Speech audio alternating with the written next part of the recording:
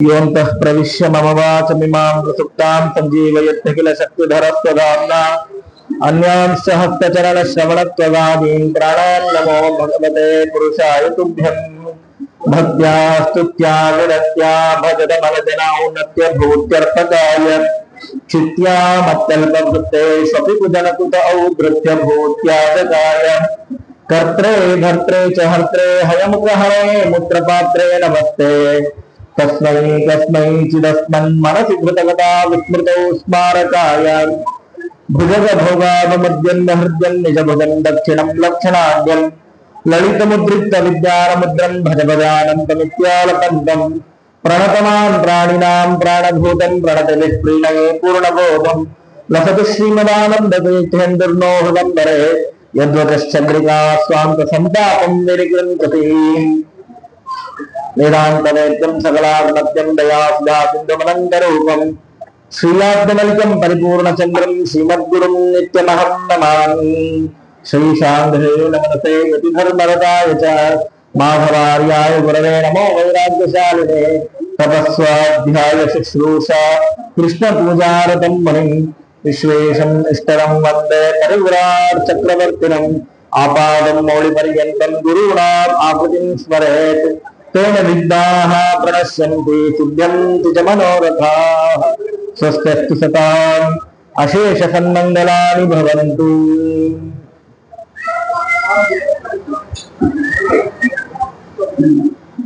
ಮಹಾಯೋಗೀಶ್ವರರಾದಂತಹ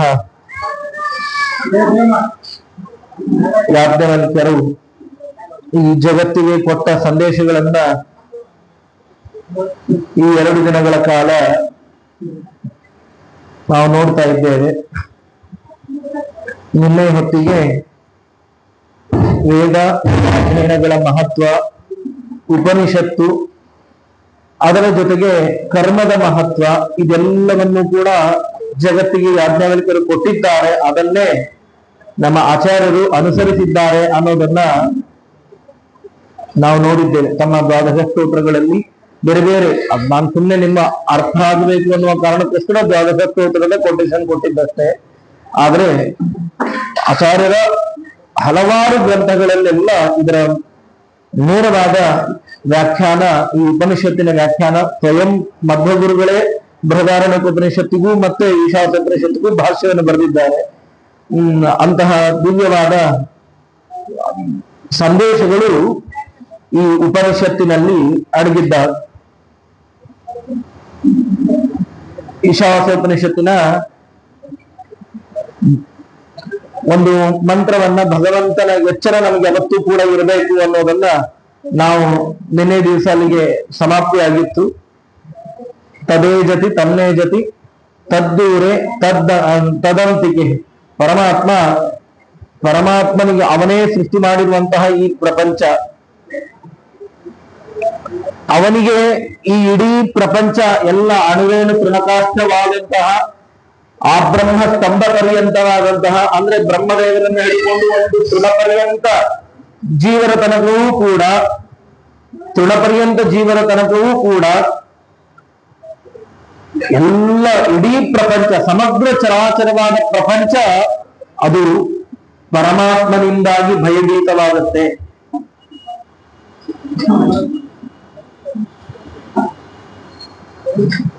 ಇಡೀ ಪ್ರಪಂಚ ಪರಮಾತ್ಮನಿಂದ ಭೀತಿಗೊಳಗಾಗುತ್ತೆ. ಆದ್ರೆ ತತ್ ನ ಏಜತಿ, ಅವನು ಯಾರಿಂದಲೂ ಭಯಕ್ಕೊಳಗಾಗುವವನಲ್ಲ. ಯಾವ ಪದಾರ್ಥಗಳು ಅವನನ್ನ ಭಯಕ್ಕೆ ಈಡು ಮಾಡುವಂಥದ್ದಲ್ಲ. ಅಂತಹ ಪರಮಾತ್ಮ ಎಲ್ಲಿದ್ದಾನವನು ಅಂತ ಕೇಳಿದ್ರೆ, ತದಂತರಸ್ಯ ಸರ್ವಸ್ಯ ತದ್ದೂರೇ ತದಂತಿಕೆ. ಈ ಪ್ರಪಂಚದ ಒಳಗೂ ಅವನು, ನೀವು ದೂರ ಅಂತ ಹೇಳಂತಂದ್ರೆ ನಿಮ್ಗೆ ಯಾವತ್ತೂ ಸಿಗದೆ ಇರುವಷ್ಟು ದೂರ, ಅಷ್ಟು ದೂರದಲ್ಲಿ ಪರಮಾತ್ಮ ಇದ್ದಾನೆ, ಅಷ್ಟು ದೂರದಲ್ಲಿ ಪರಮಾತ್ಮ ಇದ್ದಾನೆ. ಹತ್ತಿರ ಅಂತ ಹೇಳಂತಂದ್ರೆ ಅವನಿಗಿಂತಲೂ ಹತ್ತಿರವಾದ ಪದಾರ್ಥ ಇನ್ಯಾವುದೂ ನಮಗೆ ಸಿಗೋದಿಲ್ಲ. ಅಷ್ಟು ಹತ್ತಿರದಲ್ಲಿ ಪರಮಾತ್ಮ ಇದ್ದಾನೆ, ಅಷ್ಟು ಹತ್ತಿರದಲ್ಲಿ ಪರಮಾತ್ಮ ಇದ್ದಾನೆ. ನಾವ್ ಎಲ್ಲಿ ತನಕ ಹತ್ರ, ನನ್ನ ಮೈ ಮುಟ್ಕೊಳ್ಳೋ ತನಕ ಹತ್ರ. ಓ ಈ ಪುಸ್ತಕ ನನ್ನ ಕೈ ಮೇಲಿದೆ, ಓ ಇಷ್ಟು ಹತ್ರದಲ್ಲಿದ್ದಾರೆ. ಇಷ್ಟು ಹತ್ರ ಅಲ್ಲ, ಇದಕ್ಕಿಂತಲೂ ಹತ್ರ ಇದ್ದಾರೆ ಪರಮಾತ್ಮ, ಇದಕ್ಕಿಂತಲೂ ಹತ್ರ ಇದ್ದಾನೆ. ಎಷ್ಟು ಹತ್ರ ಆಗಿದ್ರೆ ನಮ್ಮ ಒಳಗಡೆ ಜೀವನ ಜೊತೆಗೇ ಕೂತಿದ್ದಾನೆ, ಈ ಜೀವನನ ರಕ್ಷಣೆ ಮಾಡ್ತಾ ಇದ್ದಾನೆ ನಿರಂತರವಾಗಿ. ಅಷ್ಟು ಹತ್ರ ಪರಮಾತ್ಮ ತಾನಿದ್ದಾನೆ. ಆ ಪರಮಾತ್ಮ ತದಂತರಸ್ಯ ಸರ್ವಸ್ಯ, ಇಡೀ ಪ್ರಪಂಚದ ನಮ್ಮ ಅಥವಾ ಈ ದೇಹವನ್ನು ಒಂದು ಬ್ರಹ್ಮಾಂಡ ಅಂತ ತಿಳ್ಕೊಂಡ್ರೆ, ಅಂತರಸ್ಯ ಈ ದೇಹದ ಒಳಗೂ ಹೊರಗೂ ಎಲ್ಲ ಕಡೆಯಲ್ಲೂ ಪರಮಾತ್ಮ ಇದ್ದಾನೆ. ಇಡೀ ಪ್ರಪಂಚದ ಇಡೀ ಬ್ರಹ್ಮಾಂಡದ ಒಳಗೂ ಹೊರಗೂ ಪರಮಾತ್ಮ ತಾನು ವ್ಯಾಪಿಸಿಕೊಂಡು ಕುಳಿತಿದ್ದಾನೆ. ಅವನಿಲ್ಲದ ಒಂದು ಸೂಜಿ ಮೊದಲಷ್ಟು ಜಾಗ ಈ ಪ್ರಪಂಚದೊಳಗೆ ಎಲ್ಲೆಲ್ಲೂ ಇಲ್ಲ, ಎಲ್ಲೆಲ್ಲೂ ಇಲ್ಲ.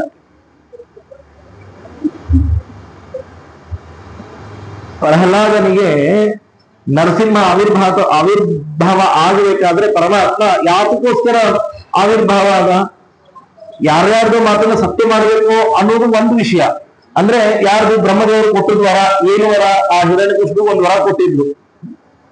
ಏನು ವರ ಕೊಟ್ಟಿದ್ರು ಅಂತ ಬ್ರಹ್ಮದೇವರು ಕೊಟ್ಟಿದ್ ವರ. ಅವ್ನು ಕೇಳಿದ್ದ, ಮೊದಲೇ ಕೇಳಿದ್ದ ಅವ್ನು, ನನಗೆ ಅವಧ್ಯತ್ವ ಬೇಕು ಅಂತ, ನಾನು ಸಾಯ್ಬಾರ್ದು, ಯಾರಿಂದಲೂ ಸಾಯ್ಬಾರ್ದು ಅಂತ ವರ ಕೇಳಿದ್ದ. ಆಗ ಹಾಗೆ ಯಾರಿಗೂ ಹೊರ ಕೊಡ್ಲಿಕ್ಕೆ ಆಗೋದಿಲ್ಲ, ಎಲ್ಲರೂ ಒಂದಲ್ಲ ಒಂದು ದಿನ ಸಾಯ್ಲೇಬೇಕು ಅಂತ ಬ್ರಹ್ಮದೇವರು ಅಂದ್ರು. ಆಗ ಅವನು ಕೇಳ್ತಾನೆ, ಜಾಣತನ, ಬಹಳ ಜಾಣತನ ಉಪಯೋಗಿಸಿದ. ಯಾರು? ಹಿರಣ್ಯಕಶಿಪು. ಏನೆಲ್ಲ ಜಾಣತನ ಉಪಯೋಗಿಸಿದ? ನಾನು ಅರಮನೆ ಒಳಗೆ ಹೊರಗೆ ಬೆಳಗ್ಗೆ ಹಗಲಿನೊತ್ತಿನಾಗ್ಲಿ ಅಥವಾ ರಾತ್ರಿ ಹೊತ್ತಿನಲ್ಲಾಗ್ಲಿ ದೇವ, ದಾನವ, ಯಕ್ಷ, ರಾಕ್ಷಸ ಯಾವುದೇ ರೀತಿಯಾಗಿರ್ತಕ್ಕಂತಹ ಜೀವರಾಶಿಗಳಿಂದಾಗ್ಲಿ ಅಥವಾ ನರನಿಂದಲಾಗ್ಲಿ ಮೃಗನಿಂದಲಾಗ್ಲಿ ಅಥವಾ ಯಾವುದೇ ಆಯುಧಗಳಿಂದ ಬೇಕಾದ್ರೂ ಆಗ್ಲಿ, ಯಾವುದರಿಂದಲೂ ಕೂಡ ನನಗೆ ಮರಣ ಬರಬಾರದು ಅಂತ. ಸರಿ, ನಮಗ್ ಮರಣ ಬರ್ಲಿಕ್ಕೆ ಕಾರಣಗಳು ಇರುವುದೇ ಇತ್ತು. ಯಾರೋ ಒಬ್ರು ಕೊಲ್ಲಬೇಕು, ಯಾರೋ ಒಬ್ರು ಸಂಹಾರ ಮಾಡಬೇಕು. ಇಲ್ಲ, ನಾವು ಒಂದು ಮನೆಯೊಳಗೆ ನಾವೇ ಇದ್ರೆ ಮನೆ ಒಳಗಿರ್ಬೇಕು, ಇಲ್ಲ ಮನೆ ಹೊರಗಿರ್ಬೇಕು. ಇಲ್ಲ ಹೋಗಿ ಒಂದು ಹಗಲಾದ್ರೂ ಆಗಿರ್ಬೇಕು, ಇಲ್ಲ ರಾತ್ರಿ ಆದ್ರೂ ಆಗಿರ್ಬೇಕು. ಅಥವಾ ಯಾವುದೋ ಒಂದು ಆಯುಧಗಳಾಗಿ ನಮ್ಮ ಮೇಲೆ ಪ್ರಹಾರಗಳಾಗಿರ್ಬೇಕು, ಅದು ಕತ್ತಿನೋ ಖಡ್ಗನೋ ಮತ್ತೊಂದೋ ಮಗನೊಂದು ಆ ತರದಾಗಿರ್ಬೇಕು. ಹೀಗೆಲ್ಲ ಇತ್ತು ಅವನಿಗೆ. ಎಷ್ಟು ಕಾನ್ಫಿಡೆನ್ಸ್ ಅಂತ ಹೇಳಿದ್ರು, ನನ್ಗೆ ಯಾವ ರೋಗ ಏನೂ ಬರೋದಿಲ್ಲ, ನನ್ನನ್ನು ಎದುರಿಸಿ ನಿಲ್ಲುವಂತಹ ಶಕ್ತಿ ಇನ್ನೊಂದು ಈ ಪ್ರಪಂಚದೊಳಗಿಲ್ಲ. ಅಲ್ಲಿಗೆ ಒಟ್ಟು ಸಾವು ಯಾವ್ಯಾವ ರೀತಿಯಲ್ಲಿ ಬರಬಹುದು ಆ ಎಲ್ಲ ರೀತಿಯಲ್ಲೂ ಕೂಡ ಸಾವು ನನಗೆ ಬರಬಾರದು ಅಂತ ಕೇಳ್ಕೊಂಡಿದ್ದ. ನರಸಿಂಹದೇವರು ಅವತಾರ ಮಾಡಿದ್ರು. ಯಾಕಕ್ಕೋಸ್ಕರ? ಸತ್ಯಂ ವಿಧಾತಿ ನಿಜವೃತ್ಯ ಭಾಷಿತಂ. ತನ್ನ ಭಕ್ತರ ಮಾತನ್ನ ಸತ್ಯಗೊಳಿಸ್ಲಿಕ್ಕೋಸ್ಕರ. ಏನು? ಹೌದು, ನೀನ್ ಹಾಗೆ ಆಗ್ಲಿ, ಆದ್ರೆ ಪರಮಾತ್ಮನಿಂದ ಮಾತ್ರ ನೀನು ಸಹ ಎಂದು ಬ್ರಹ್ಮದೇವರು ಹೊರ ಕೊಟ್ಟಿದ್ರು. ಭಕ್ತರು ಬರೇ ಬ್ರಹ್ಮದೇವರು ಮಾತ್ರನ? ಇನ್ನೊಬ್ಬ ಇದ್ದ ಪ್ರಹ್ಲಾದ. ಅವನಂದಿದ್ದ ಅಪ್ಪನ ಎದುರಿಗೆ ಸರ್ಟಿಫಿಕೇಟ್ ಇದ್ದ, ನಿನಗಿಂತಲೂ ದೊಡ್ಡವನೊಬ್ಬ ಇದ್ದಾನಂತ. ಯಾರಾದ್ರೂ ಅಪ್ಪ ಕಣ್ಣು ಕಿಸಿದ್ರು ಸಾಕು ಮಕ್ಕಳು ಅಂದ್ಕೊಂಡು ಇರ್ತಾರೆ ಇವತ್ತಿನ ಕಾಲದಲ್ಲಿ. ಅಂತಹ ಅಪ್ಪನ ಎದುರಿಗೆ ಎದೆ ಸರ್ಟಿಫಿಕೇಟ್ ಇದ್ದ. ಎನ್ನ ದೇವನಿಲ್ಲದಂತ ಸ್ಥಳಗಳುಂಟೆ ಲೋಕದಲ್ಲಿ. ಪರಮಾತ್ಮ ಇಲ್ಲದೆ ಇರುವಂತಹ ಒಂದು ಸಣ್ಣ ಜಾಗ ಈ ಪ್ರಪಂಚದವರು ಎಲ್ಲಾದ್ರೂ ಇದ್ರೆ ತೋರಿಸ್ಬಿಡುವ, ಎಲ್ಲಾ ಕಡೆಯಲ್ಲಿದ್ದಾನೆ ಅಂತ. ಹಾಗಾಗಿ ಸತ್ಯಂ ವಿಧಾತುಂ ನಿಜಭೃತ್ಯ ಭಾಷಿತಂ, ತನ್ನ ಇಬ್ಬರು ಭಕ್ತರ ಮಾತನ್ನು ಸತ್ಯಗೊಳಿಸ್ಲಿಕ್ಕೆ ಬಂದ. ಅದು ವಿಷಯ ಅಲ್ಲ, ನಿಜವಾಗಿಯೂ ಪರಮಾತ್ಮ ಅವತಾರ ಮಾಡಿದ್ದು ಅದಕ್ಕಲ್ಲ. ಮುಂದಿನ ವಾಕ್ಯ ಹೇಳುತ್ತೆ ಭಾಗವತ, ವ್ಯಾಪ್ತೇಶು ಭೂತೇಶು ಅಖಿಲೇಶು ಚಾತ್ಮನಃ. ಇಡೀ ಪ್ರಪಂಚ, ಚರಾಚರವಾದ ಪ್ರಪಂಚದಲ್ಲಿ ಎಲ್ಲ ಕಡೆಯಲ್ಲೂ ನಾನಿದ್ದೇನೆ, ನಾನಿಲ್ಲದ ಜಾಗ ಇನ್ನೆಲ್ಲರೂ ಇಲ್ಲ ಅನ್ನೋದನ್ನ ತೋರಿಸ್ಬೇಕು. ಅದಕ್ಕೋಸ್ಕರನೇ ನಾನಾಗಿ ಕಂಬನನ್ನು ಸೇರಿ ಬಂದ ಪರಮಾತ್ಮ. ಇನ್ನೇನು ಯಾರ್ದು ರಾಮಾವತಾರದಂತೆ ಕೃಷ್ಣಾವತಾರದಂತೆ ಯಾವುದೋ ವಸುದೇವ ದೇವತೆಯನ್ನು ದಶರಥ ಕೌಸಲ್ಯರೆಲ್ಲ ಹುಟ್ಟಿ ಬರಲಿಲ್ಲ. ಹುಟ್ಟಿ ಬಂದದ್ದು ಕಂಬವನ್ನು ಸೀಳಿ ಕಂಬವನ್ನು ಬಗೆದು ನರಸಿಂಹನಾಗಿ ಅವತಾರ ತೋರ್ಪಡಿಸಿಕೊಂಡ. ಈ ಮತ್ಸ್ಯಾಪೂರ್ಣ ಅವತಾರಗಳೆಲ್ಲ ಹೇಗ್ ಬಂದಿದ್ದು? ಮತ್ತೆ ಅವನಿಗೆ ಯಾವ ತಂದೆ ಇಲ್ಲ, ಯಾವ ತಾಯಿ ಇಲ್ಲ. ಯಾಕೆ? ಅವನು ಇಲ್ಲದ ಜಾಗ ಎಲ್ಲೆಲ್ಲೂ ಇಲ್ಲ, ಪರಮಾತ್ಮನಿಲ್ಲದೆ ಇರುವಂತಹ ಜಾಗ. ಹಾಗಾಗಿ ಈಶಾವಾಸ್ಯೋಪನಿಷತ್ತು ಹೇಳುತ್ತೆ, ತದ್ದೂರೆ ತದಂತಿಕೆ, ದೂರಾತ್ ದೂರತರಂ ಎತ್ತು ತದೇವಾಂತಿಕ ಮಂತಿಕಾ. ಉಪನಿಷತ್ತುಗಳು ಹೇಳುವಂತ ಮಾತು. ನೀವು ಆ ಪರಮಾತ್ಮ ನೀವು ದೂರ ಅಂತ ಅನ್ಕೊಂಡ್ರೆ ನಿಮ್ಗೆ ಯಾವತ್ತಿಗೂ ಕಾಣಲಾರದಷ್ಟು, ಕೈಗೆ ಸಿಗಲಾರದಷ್ಟು ದೂರ. ನೀವು ಊಹೆನೂ ಮಾಡ್ಕೊಳಕ್ಕಾಗೋದಿಲ್ಲ, ಅಷ್ಟು ದೂರ ಪರಮಾತ್ಮ. ಹತ್ತಿರ ಅಂತ ಹೇಳಿದ್ರೆ ಅವನಿಗಿಂತಲೂ ಹತ್ತಿರ ಇನ್ಯಾರು ಈ ಪ್ರಪಂಚದೊಳಗಿಲ್ಲ. ಅಷ್ಟು ಹತ್ತಿರ ಪರಮಾತ್ಮ ನಮ್ಮೊಳಗೆ ಇದ್ದಾನೆ ಅಂತ ಉಪನಿಷತ್ತು ನಿರೂಪಣೆ ಮಾಡುತ್ತೆ. ಅದೇ ಜೊತೆ ಅವನಿಗೋಸ್ಕರ ಅವನಿಂದ ಈ ಭಯಭೀತವಾಗುತ್ತೆ ಈ ಪ್ರಪಂಚ ಅಂತ. ಅಂದ್ರೆ ಅದು ಹೇಗೆ ಭಯಭೀತ ಆಗಬೇಕು ಅಂತ ನಮಗೆ ಈ ಪರಮಾತ್ಮ ಸೃಷ್ಟಿ ಮಾಡಿದಾಗ ಉಪನಿಷತ್ತೇ ನಿರೂಪಣೆ ಮಾಡುವುದು. 14ನೇ ಸಂದೇಶ ಬೃಹದಾರಣ್ಯಕ ಉಪನಿಷತ್ತು ಹೇಳುತ್ತೆ. ಏನು ಅಂತ ಹೇಳಂತಂದ್ರೆ ಪ್ರಪಂಚವನ್ನ ಸೃಷ್ಟಿ ಮಾಡಬೇಕು ಅಂತ ಪರಮಾತ್ಮನಿಗೆ ಇಚ್ಛೆ ಆಯ್ತು. ಇಚ್ಛೆ ಆದಾಗ ಮೊದಲು ವಾಸ್ತವ ಉಪನಿಷತ್ತು ಹೇಳುವುದು ಪ್ರಾಣದೇವರನ್ನ, ಬೃಹದಾರಣ್ಯಕ ಉಪನಿಷತ್ತು ಹೇಳುವುದು ಪ್ರಾಣದೇವರನ್ನ ಮೊದಲು ಸೃಷ್ಟಿ ಮಾಡಿದ ಅಂತ, ಅನಂತರದಲ್ಲಿ ಬ್ರಹ್ಮದೇವರನ್ನ ಸೃಷ್ಟಿ ಮಾಡಿದ ಅಂತ. ಚತುರ್ಮುಖ ಬ್ರಹ್ಮದೇವರನ್ನ ನಂತರದಲ್ಲಿ ಸೃಷ್ಟಿ ಮಾಡಿದ್ದಾನೆ ಪರಮಾತ್ಮ ಅಂತ.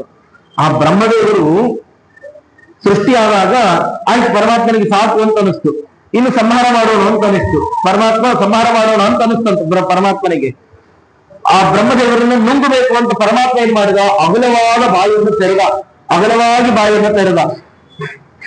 ಆ ಅಗಲವಾದ ಬಾಯಿಯನ್ನು ತೆರೆದಾಗ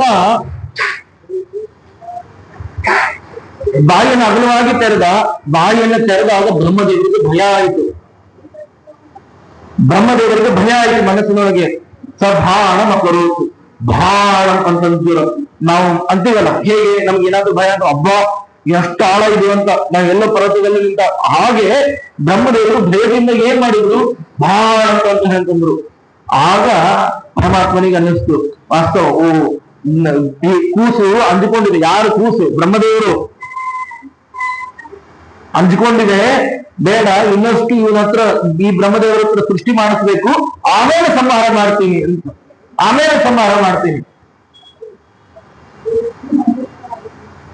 ಬ್ರಹ್ಮದೇವರ ಕಡೆಯಿಂದ ಇನ್ನಷ್ಟು ಸೃಷ್ಟಿ ಮಾಡಿಸ್ಬೇಕು, ಇದು ಒಂದೇ ಸಾಕಾಗೋದಿಲ್ಲ, ಬಲಿ ಹಾಕ್ಲಿಕ್ಕೆ ಇನ್ನೊಂದಿಷ್ಟು ಬೇಕು. ಅದಕ್ಕೋಸ್ಕರ ಇಡೀ ಜೀವ ಪ್ರಪಂಚ ಎಲ್ಲ ಸೃಷ್ಟಿ ಮಾಡಬೇಕು. ಈ ಬ್ರಹ್ಮದೇವರ ಆ ಸೃಷ್ಟಿಯನ್ನ ಮಾಡಿ ಎಲ್ಲ ಸೃಷ್ಟಿ ಆದ್ಮೇಲೆ ಆಮೇಲೆ ನಾನು ಇವ್ರನ್ನೆಲ್ಲರೂ ಒಟ್ಟಿಗೆ ನುಂಗುತ್ತೇನೆ ಅಂತ ಪರಮಾತ್ಮ ನಿರ್ಧಾರ ಮಾಡ್ಕೊಂಡ. ನಮಗನ್ಸುತ್ತೆ ಇದು ಎಂತಹ ಕಟುಕತನ ರೀ, ಎಂತಹ ಕಟುಕತನ ಪರಮಾತ್ಮನದ್ದು. ಒಬ್ಬ ಕುರಿ ಕಾಯೋನಿದ್ದಾನೆ, ಅವನ ಹತ್ರ ಇರೋದು ಒಂದೇ ಕುರಿ.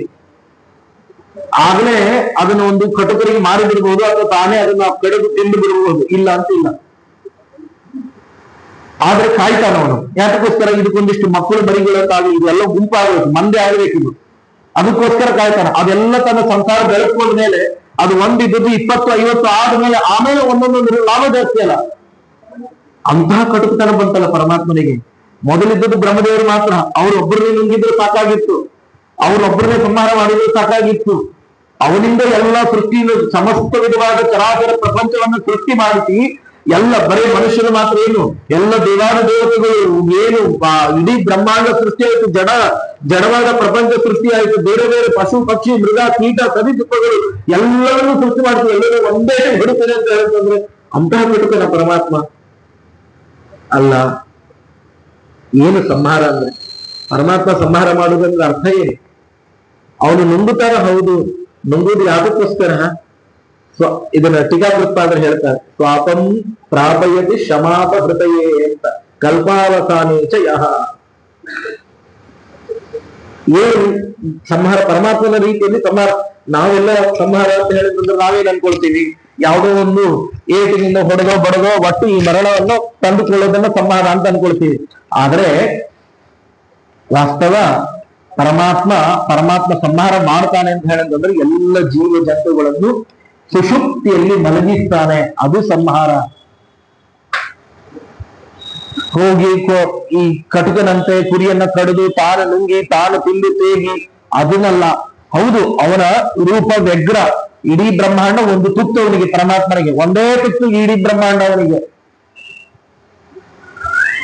ಅಷ್ಟು ಹಿರಿಯ ಪರಮಾತ್ಮ, ಅಷ್ಟು ಹಿರಿದಾದ ಶರೀರ ಪರಮಾತ್ಮನದ್ದು, ಅಷ್ಟು ವಿರಾಟಾರ್ಥನ ಪರಮಾತ್ಮ.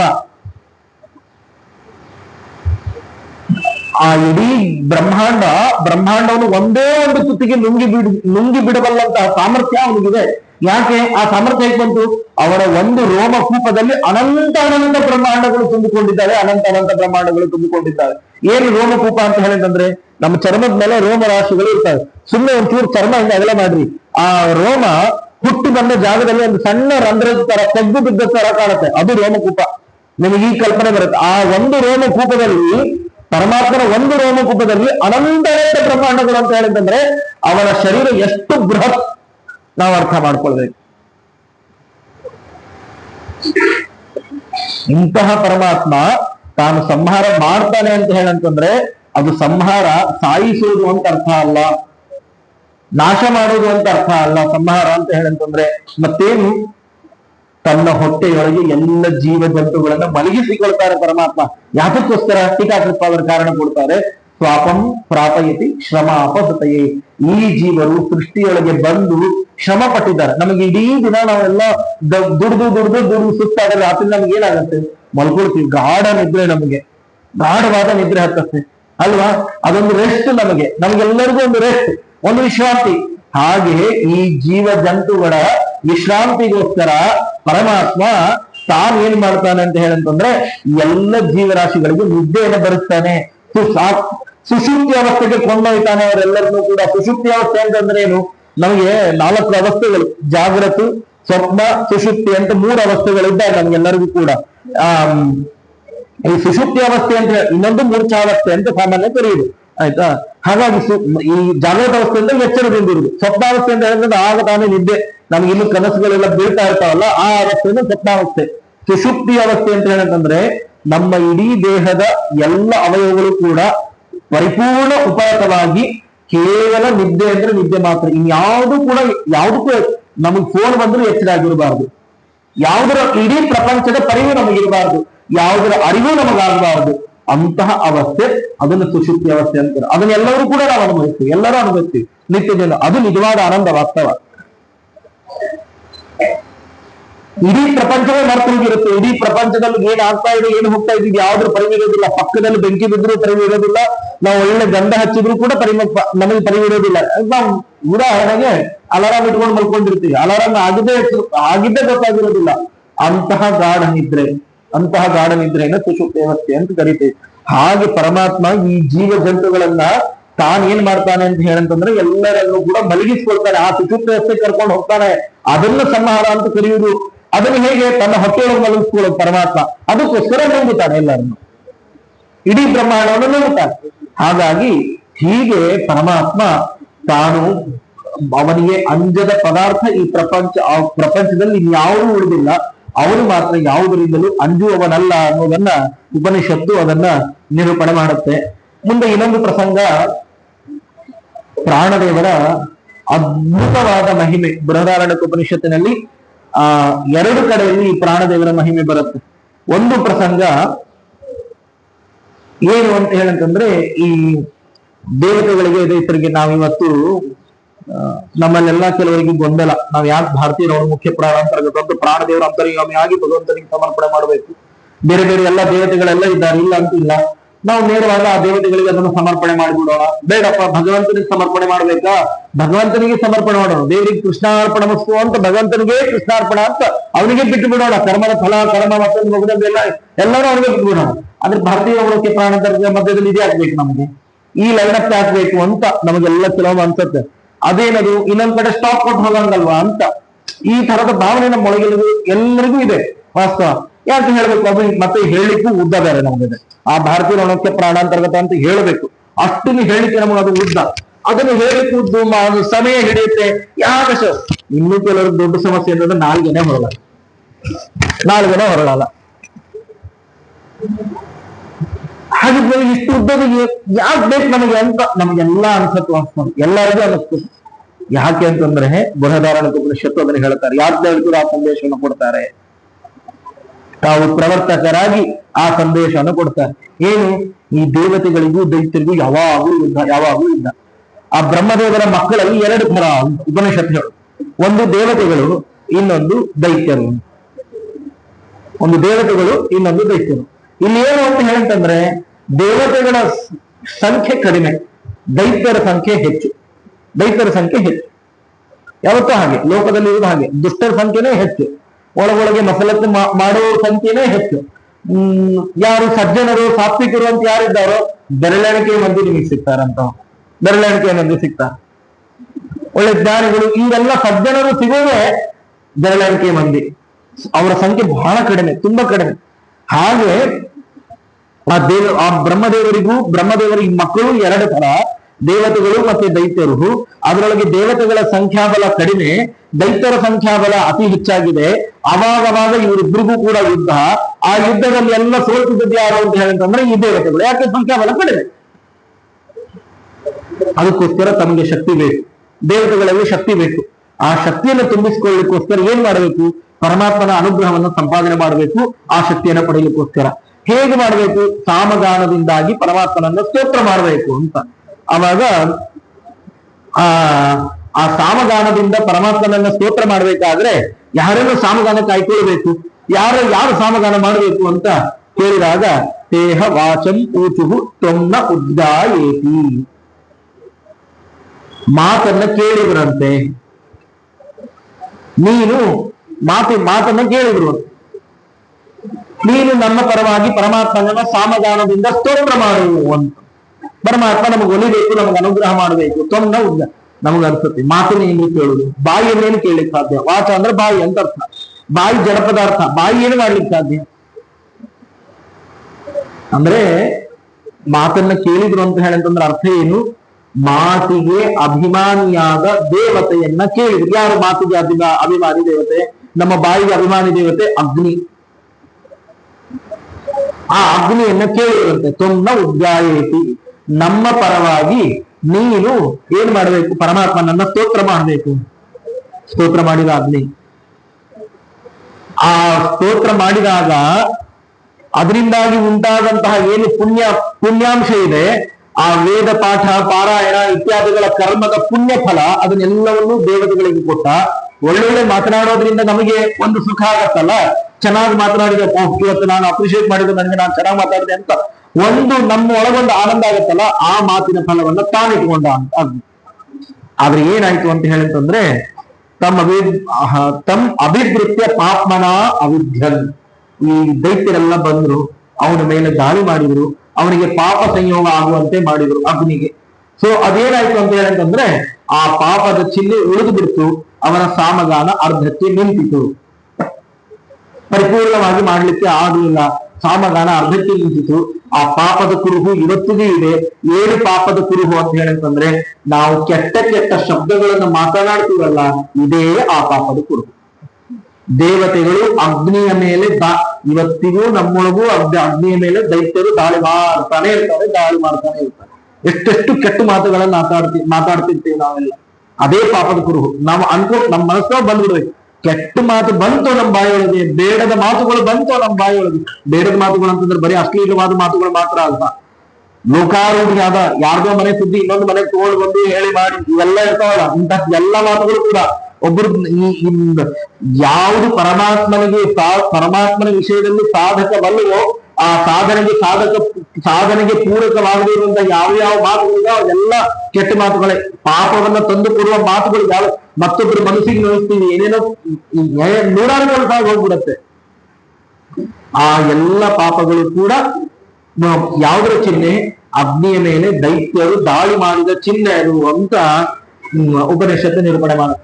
ಆಮೇಲೆ ಬರೀ ಅಷ್ಟು ಮಾತ್ರ ಅಲ್ಲ, ಅಥ ಪ್ರಾಣ ಮೂಚುಹು, ಅಗ್ನಿಯಿಂದ ಆಗ್ಲಿಲ್ಲ ಸದ್ಯ ಆ ಕೆಲಸ ಆಗ್ಲಿಲ್ಲ, ಪ್ರಾಣ ಮೂಚುಹು, ನಾಸಿಕ್ಯವಾಯು, ಮೂಗಿನೊಳಗಿರುವಂತಹ 49 ಮರುದೇಹಗಳಿದ್ದಾರೆ, ಅದರೊಳಗೆ ಒಬ್ಬ ನಾಸಿಕ್ಯವಾಯು. ಆ ನಾಸಿಕ್ಯವಾಯುವನ್ನು ಕೇಳಿದ್ರಂತೆ, ಅಂದ್ರೆ ಮೂಗಿನೊಳಗೆ ಉಸಿರಾಟಕ್ಕೆ ಪ್ರೇರಕನಾದಂತಹ ಒಬ್ಬ ವಾಯು ಇದ್ದಾನೆ, ಅವನ ಹತ್ರ ಬಂದು ಕೇಳಿದ್ರಂತೆ, ನೀನು ತ್ವಮ್ನ ಉದ್ಗಾಯೇತಿ, ನೀನು ನಮ್ಮ ಪರವಾಗಿ ಪರಮಾತ್ಮನನ್ನ ಸ್ತೋತ್ರ ಮಾಡು, ಸಾಮಗಾನದ ಮೂಲಕ ಸ್ತೋತ್ರ ಮಾಡುವಂತ. ಆಗ ಅವನು ಸ್ತೋತ್ರ ಮಾಡಿದಾಗ ಸಾಮಗಾನವನ್ನು ಮಾಡಿದ. ಭಗವಂತನ ನಿರ್ಮಾಲ್ಯವನ್ನ ಆಘ್ರಾಣಿಸುವುದರಿಂದ, ಮೂಸುವುದರಿಂದ ಬಂದ ಪುಣ್ಯ ಫಲ ಏನಿದೆ, ಆ ಭಗವಂತನ ಗಂಧ ನಿರ್ಮಾಲ್ಯ ಇತ್ಯಾದಿಗಳನ್ನು ನಾವು ಆಘ್ರಾಣಿಸಿದಾಗ ಒಂದು ಸುಗಂಧದ ಆ ಪುಣ್ಯ ಫಲ ಏನಿದೆ ಅದನ್ನೆಲ್ಲವನ್ನು ದೇವತೆಗಳಿಗೆ ಕೊಟ್ಟ. ಒಳ್ಳೆಯ ಸುಗಂಧವನ್ನ, ಸೆಂಟ್ ವಾಸನೆಗಳು, ಪರ್ಫ್ಯೂಮ್ಗಳು, ಈ ವಾಸನೆಯನ್ನೆಲ್ಲ ತಾನು ಅನುಭವಿಸಿದ ಆ ಫಲದಿಂದಾಗಿ. ನಾಸಿಕ್ಯವಾಯು, ದೈತ್ಯರು ದಾಳಿ ಮಾಡಿದ್ರು, ಅವನನ್ನು ಪಾಪಿಷ್ಠನನ್ನಾಗಿ ಮಾಡಿಬಿಟ್ರು ದಾಳಿ ಮಾಡಿ. ಆ ಪಾಪದ ಕುರುಹು ಉಳಿತು. ದುರ್ಗಂಧದ ವಾಸನೆಗೆ ನಾವು ಮೆಚ್ಚುತ್ತೇವೆ, ದುರ್ಗಂಧವನ್ನ ಬೇಕು ಅಂತ ಕೆಲವೊಮ್ಮೆ ಬಯಸ್ತೇವೆ. ಆ ದುರ್ಗಂಧದ ವಾಸನೆ ನಮಗೆ ಬಂತು ಅಂತ ಹೇಳಿದ್ರೆ ಅದು ದೈತ್ಯರು ನಾಸಿಕ್ಯ ವಾಯುವಿನ ಮೇಲೆ ಮಾಡಿರುವಂತಹ ಆಕ್ರಮಣದ ಪ್ರಭಾವ ಅಂತ ಉಪನಿಷತ್ತು ನಿರೂಪಣೆ ಮಾಡುತ್ತೆ. ಹಾಗಾಗಿ ನಾಸಿಕ್ಯ ವಾಯುವಿನಿಂದಾಗಿ ಭಗವಂತನ ಸ್ತೋತ್ರವನ್ನ ಪೂರ್ಣ ಮಾಡ್ಲಿಕ್ಕೆ ಆಗ್ಲಿಲ್ಲ, ಭಗವಂತನನ್ನ ಕೊಂಡಾಡ್ಲಿಕ್ಕೆ ಆಗ್ಲಿಲ್ಲ, ನಿಂತು ಬಿಡ್ತು ಅರ್ಧಕ್ಕೆ. ಆಮೇಲೆ ಏನಾಯ್ತು? ಅಥ ಚಕ್ಷುರುಚುಹು, ಕಣ್ಣಿಗೆ ಅಭಿಮಾನಿಯಾದಂತಹ ಸೂರ್ಯನನ್ನ ಕೇಳಿಕೊಂಡ್ರು ದೇವತೆಗಳೆಲ್ಲ ಹೋಗಿ. ನೀನು ತೊನ್ನ ಉದ್ಗಾಯತಿ, ನೀನು ಸೂರ್ಯದೇವ ಕಣ್ಣಿಗೆ ಅಭಿಮಾನಿಯಾಗಿದ್ದಿ, ನೀನು ಭಗವಂತನನ್ನ ಕುರಿತು ಸ್ತೋತ್ರ ಮಾಡು, ಸಾಮಗಾಯನದಿಂದ ಸ್ತೋತ್ರ ಮಾಡು, ಅವನು ಒಲಿದು ನಮಗೆ ಅನುಗ್ರಹ ಮಾಡ್ತಾನೆ ಅಂತ ಆ ಭಗವಂತನ ಹತ್ರ, ಆ ಸೂರ್ಯನ ಹತ್ರ ಕೇಳಿದ್ರು ಭಗವಂತನನ್ನ ಸ್ತೋತ್ರ ಮಾಡ್ಲಿಕ್ಕೆ. ಅವನು ಕೂಡ ಸ್ತೋತ್ರ ಮಾಡಿದ, ಭಗವಂತನನ್ನು ಸ್ತೋತ್ರ ಮಾಡಿದ. ಭಗವಂತನ ದಿವ್ಯವಾದ ಪ್ರತಿಮೆ ಮುಂತಾದವುಗಳ ದರ್ಶನದಿಂದಾಗಿ ಉಂಟಾಗುವ, ಅಥವಾ ತೀರ್ಥಕ್ಷೇತ್ರ ಪುಣ್ಯಕ್ಷೇತ್ರಗಳ ದರ್ಶನದಿಂದ ಉಂಟಾದಂತಹ ಫಲವನ್ನ ದೇವತೆಗಳಿಗೆ ಕೊಟ್ಟ. ಒಳ್ಳೆ ರಮಣೀಯವಾದ, ನಮಗೆ ಬರೀ ತೀರ್ಥಕ್ಷೇತ್ರ ಮಾತ್ರ ಇರುವುದಿಲ್ಲಲ್ಲ, ನಾವು ಹೋಗ್ಬೇಕಾದ್ರೆ ನಾವು ಉತ್ತರ ಭಾರತಕ್ಕೆ ಆದ್ರೆ ಹೋಗ್ಬೇಕಾದ್ರೆ ಬದ್ರಿ ಆ ಕಡೆ ಈ ಕಡೆ ಎಲ್ಲ ಹೋಗ್ಬೇಕಾದ್ರೆ ಪುಣ್ಯ ಹೋಗಲ್ಲ. ನಾವು ಒಮ್ಮೆ ತಾಜ್ಮಹಲ್ ಒಮ್ಮೆ ಭೇಟಿ ಕೊಟ್ಟು ಹೋಗ್ತೀವಲ್ಲ, ಅದು ನಮ್ಮ ಆನಂದ, ಅದು ವಾಸ್ತವ. ಅದು ಯಾವ ಪುಣ್ಯಕ್ಷೇತ್ರ ಏನಲ್ಲ, ಅದು ಕಣ್ಣಿಗೊಂದು ಆನಂದ, ಹೋಗ್ತೀವಲ್ಲ. ಅದೇ ತರ ಕಣ್ಣಿಗೆ ಉಂಟಾಗುವ ಇತರದ ಯಾವುದೋ ಒಂದು ಪ್ರಾಕೃತಿಕ ಸೌಂದರ್ಯ, ನಿಮ್ ಕಣ್ಣಿಗೆ ಯಾವುದರಿಂದ ಆನಂದ ಆಗುತ್ತೆ? ದಬ ದಬ ದಬ ಪಟಾಕಿ ಹಚ್ತೀವಿ, ಆ ಪಟಾಕಿ ಹಚ್ಚೋದ್ರಿಂದ ಕಣ್ಣಿಗೆ ಒಂದು, ಆ ಮೇಲ್ಗಡೆ ಆಕಾಶದ ಮೇಲೆ ಮೂಡುವಂತಹ ಚಿತ್ತಾರದಿಂದಾಗಿ ನಮಗೊಂದು ಆನಂದ. ಅಂತಹ ಲೌಕಿಕವಾದ ಆನಂದವನ್ನ ತಾನಿಟ್ಕೊಂಡ ಪರಮಾತ್ಮನ ರೂಪ ಪುಣ್ಯಕ್ಷೇತ್ರಗಳ ದರ್ಶನದಿಂದ ಉಂಟಾಗುವಂತಹ ಪುಣ್ಯವನ್ನ ದೇವತೆಗಳಿಗೆ ಕೊಟ್ಟ. ಆಯ್ತು, ಸರಿ ಆಯ್ತು. ದೈತ್ಯರು ದಾಳಿ ಮಾಡಿದ್ರು, ಅವನನ್ನು ಪಾಪಿಷ್ಠನನ್ನಾಗಿ ಮಾಡಿದ್ರು. ಫಲ ಏನಾಯ್ತು? ಅದರ ಕುರುಹು ಏನು ಉಳಿತು ಅಂತ ಕೇಳಿದ್ರೆ, ಯಾವುದು ಕಣ್ಣಿಗೆ ನೋಡ್ಲಿಕ್ಕೆ ಕೆಟ್ಟದಾಗಿ ಅನಿಸುತ್ತೋ, ಬಿಭತ್ಸಕಾರಿಯಾಗಿ ನಮಗೆ ನೋಡ್ಲಿಕ್ಕೆ ಆಗುದಿಲ್ಲ ಅಂತಹ ದೃಶ್ಯಗಳು ಆ ದೈತ್ಯರು ಪಾಪ ಮಾಡಿ ನಾವು ಹೋಗ್ಬೇಕಾದ್ರೆ ನೋಡ್ತಿರ್ತೀವಿ. ಎಲ್ಲ ಕಸದ ರಾಶಿ, ಅದನ್ನ ನೋಡ್ಲಿಕ್ಕೆ ನಮ್ಗೆ ಯಾರಿಗೂ ಇಷ್ಟ ಆಗಲ್ಲ. ವಾಸ್ತವ ಕಸ ತುಂಬಿಕೊಂಡಿರುತ್ತೆ, ನೋಡ್ಲಿಕ್ಕೆ ನಮ್ಗೆ ಯಾರಿಗೂ ಇಷ್ಟ ಆಗೋದಿಲ್ಲ. ಅಂತಹ ಅದನ್ನೆಲ್ಲವನ್ನು ಕೂಡ ಎಲ್ಲಿಟ್ಟ? ಅದರ ಪಾಪದ ಕುರುಹಾಗಿ, ಆ ದೈತ್ಯರು ದಾಳಿ ಮಾಡಿದ ಪಾಪದ ಕುರುಹಾಗಿ ಅದು ಉಳಿದು ಹೋಯ್ತು. ಅಂದ್ರೆ ನಾವು ನೋಡುವಾಗ, ನಾವು ಕಣ್ಣಿನಿಂದ ನೋಡುವಾಗ ಯಾವುದೋ ಒಂದು ತುಂಬಾ ಕಸ ಬಿದ್ದಿರುವಂತಹ ಪ್ರದೇಶ ಅಥವಾ ಕೆಟ್ಟದಾದ ಬಿಭತ್ಸಕಾರಿಯಾದಂತಹ ದೃಶ್ಯಗಳನ್ನ, ಸನ್ನಿವೇಶಗಳನ್ನ ನಮ್ಮ ಕಣ್ಣಿಗೆ ಕಂಡ್ರೆ ಅದು ದೈತ್ಯರು ಸೂರ್ಯನ ಮೇಲೆ, ನಮ್ಮ ಚಕ್ಷುರಿಂದ್ರಿಯಕ್ಕೆ ಅಭಿಮಾನಿಯಾದ ಸೂರ್ಯನ ಮೇಲೆ ದಾಳಿ ಮಾಡಿದ ಒಂದು ಕುರುಹು ಅದು ಅಂತ ಉಪನಿಷತ್ತು ನಿರೂಪಣೆ ಮಾಡುತ್ತೆ. ಬರೀ ಅಷ್ಟು ಮಾತ್ರ ಅಲ್ಲ, ಅಥ ಶ್ರೋತ್ರ ಮೂಚುಹು, ಮುಂದೆ ಕಿವಿಗೆ ಅಭಿಮಾನಿಗಳಾದಂತಹ ದಿಗ್ದೇವತೆಗಳನ್ನ ಕೇಳಿಕೊಂಡ್ರು ದೇವತೆಗಳೆಲ್ಲ ಹೋಗಿ. ತೊನ್ನ ಉದ್ಗಾಯತಿ, ನೀನು ಪರಮಾತ್ಮನನ್ನು ಕುರಿತು ಸ್ತೋತ್ರ ಮಾಡು, ನೀನು ಪರಮಾತ್ಮನ ಕುರಿತು ಸಾಮಗಾನವನ್ನು ಮಾಡು ಅಂತ ಪರಮಾತ್ಮನ ಹತ್ರ ಕೇಳಿದ್ರು ದೇವತೆಗಳು. ಆ ದಿಗ್ದೇವತೆಗಳು ಆಗಲಿ ಅಂತ ಒಪ್ಪಣೆ ಕೊಟ್ಟರು, ಸಾಮಗಾನವನ್ನು ಶುರು ಮಾಡಿದರು. ನೀವೇನೀಗ ಪುಣ್ಯಕಥೆಯ ಶ್ರವಣ ಮಾಡ್ತೀರಿ, ಹರಿಕಥೆಯ ಶ್ರವಣ, ಆ ಪರಮಾತ್ಮನ ಪಾರಾಯಣ ಶ್ರವಣ ಅವುಗಳನ್ನು ಕೇಳೋದ್ರಿಂದ ಉಂಟಾಗುವ ಏನು ಪುಣ್ಯ ಫಲ ಇದೆ, ಆ ಪುಣ್ಯ ಫಲವನ್ನೆಲ್ಲ ದೇವತೆಗಳಿಗೆ ಕೊಟ್ಟರಂತೆ ದಿಗ್ದೇವತೆಗಳು. ಮತ್ತೆ ಬರೇ ಈ ಪಿಕ್ಚರ್ದು ಹಾಡು ಕೇಳ್ತಿರ್ತೀವಲ್ಲ, ಅದೊಂದು ಸುಖ. ಅದು ಗ್ರಾಮ್ಯ ಗೀತೆಗಳನ್ನ ಕೇಳೋದು ಒಂದು ಸುಖ. ಆ ಸುಖವನ್ನು ತಾನಿಟ್ಕೊಂಡು ದಿಗ್ದೇವತೆಗಳು ಆ ಸುಖವನ್ನು ತಾನಿಟ್ಕೊಂಡು. ದಾಸರ ಪದ್ಯ, ಮತ್ತೊಂದು ದಾಸರ ಪದ್ಯ, ಪಾಠ, ಪ್ರವಚನ ಈ ಕೇಳಿದ ಪುಣ್ಯ ದೇವತೆಗಳಿಗೆ, ಪಿಕ್ಚರ್ ಹಾಡು ಕೇಳಿದ್ದು ನನಗೆ ಅಂತ ದಿಗ್ದೇವತೆಗಳು ಅದನ್ನ ಹಾಗೆ ಮಾಡಿದ್ರು. ಅವನ ಆ ದಿಗ್ದೇವತೆಗಳ ಮೇಲೂ ಕೂಡ ದೈತ್ಯರ ಪ್ರವೇಶವಾಯಿತು, ಅತಿಕ್ರಮಣವಾಯಿತು, ದೈತ್ಯರ ಅತಿಕ್ರಮಣ ಆಯಿತು, ದಾಳಿ ಆಯಿತು. ಅದರ ಕುಡಿದು ಉಳಿತು. ಯಾವುದು ಕಿವಿಗೆ ಕೇಳಲಿಕ್ಕೆ ಆಗದೇ ಇರುವಷ್ಟು ಕಟುವಾದ ಶಬ್ದಗಳು ಆ ಪಾಪದ ಕುರುಹಾಗಿ ಉಳಿತು. ಆ ಪಾಪದ ಕುರುಹಾಗಿ ಉಳಿತು. ಹಾಗಾಗಿ ದಿಗ್ದೇವತೆಗಳಿಂದಲೂ ಪರಮಾತ್ಮನನ್ನ ಸ್ತೋತ್ರ ಮಾಡುವುದು ಪೂರ್ಣಗೊಳಿಸಲಿಕ್ಕೆ ಆಗಲಿಲ್ಲ. ಮತ್ತೆ ಅಥ ಮನ ಊಚುಹು, ದೇವತೆಗಳೆಲ್ಲ ಮನೋಭಿಮಾನಿಗಳಾದಂತಹ ದೇವತೆಗಳ ಹತ್ರ ಕೇಳ್ಕೊಂಡ್ರು. ಯಾರ್ಯಾರು ಮನೋಭಿಮಾನಿ ದೇವತೆಗಳು? ಚಂದ್ರ, ಇಂದ್ರ, ಕಾಮ, ರುದ್ರ ದೇವತೆಗಳು. ರುದ್ರ ಇಲ್ಲಿ ತನಕ ಶಿವ, ಇವರಿಷ್ಟು ಮನೋದೇವತೆಗಳು. ಇವರೆಲ್ಲರ ಹತ್ರನ್ನು ಬಂದು ಕೇಳಿದ್ರು.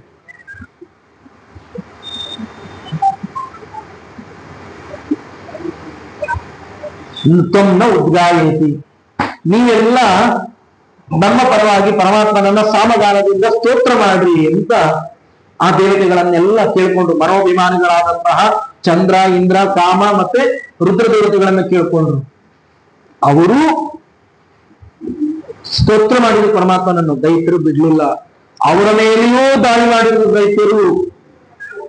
ಆ ಸಾಮಗಾನದಿಂದ ಉಂಟಾದಂತಹ ಏನು ಮನಸ್ಸು, ಒಳ್ಳೆಯ ಆಲೋಚನೆಗಳು, ಭಗವಂತನ ಪರವಾದ ಚಿಂತನೆ, ಮಥನ, ಶಾಸ್ತ್ರದ ಮಥನ, ಈ ಪುರಾಣಗಳ ಚಿಂತನೆಯನ್ನು ನಾವು ಅನುಸಂಧಾನ ಮಾಡಿದಾಗ ದೇವರ ಬಗ್ಗೆ, ನಮ್ಮ ಶರೀರದೊಳಗಿರುವಂತಹ ಭಗವದ್ ರೂಪಗಳ ಬಗ್ಗೆ, ಅಥವಾ ಇನ್ನೆಲ್ಲೋ ಯಾವುದೋ ರೂಪವನ್ನ ಯಾವುದೋ ತೀರ್ಥಕ್ಷೇತ್ರದಲ್ಲಿ ಭಗವಂತನ ರೂಪಗಳ ಬಗ್ಗೆ ನಾವು ಮನಸ್ಸಿನೊಳಗೆ ಏನು ಆಲೋಚನೆ ಮಾಡ್ತೀವಿ ಭಗವಂತನ ಬಗ್ಗೆ, ಆ ಎಲ್ಲ ಪುಣ್ಯ ಫಲವನ್ನೆಲ್ಲ ದೇವತೆಗಳಿಗೆ ಕೊಟ್ಟರಂತೆ ಮನಸ್ಸಿನೊಳಗೆ ನಮ್ಮ ಮನಸ್ಸಿಗೆ ಅನುಸಾರವಾದಂತಹದ್ದು ಒಂದು ಕೆಲವು ಲೌಕಿಕವಾದ ವಿಷಯಗಳೆಲ್ಲ ಇರ್ತಾರೆ.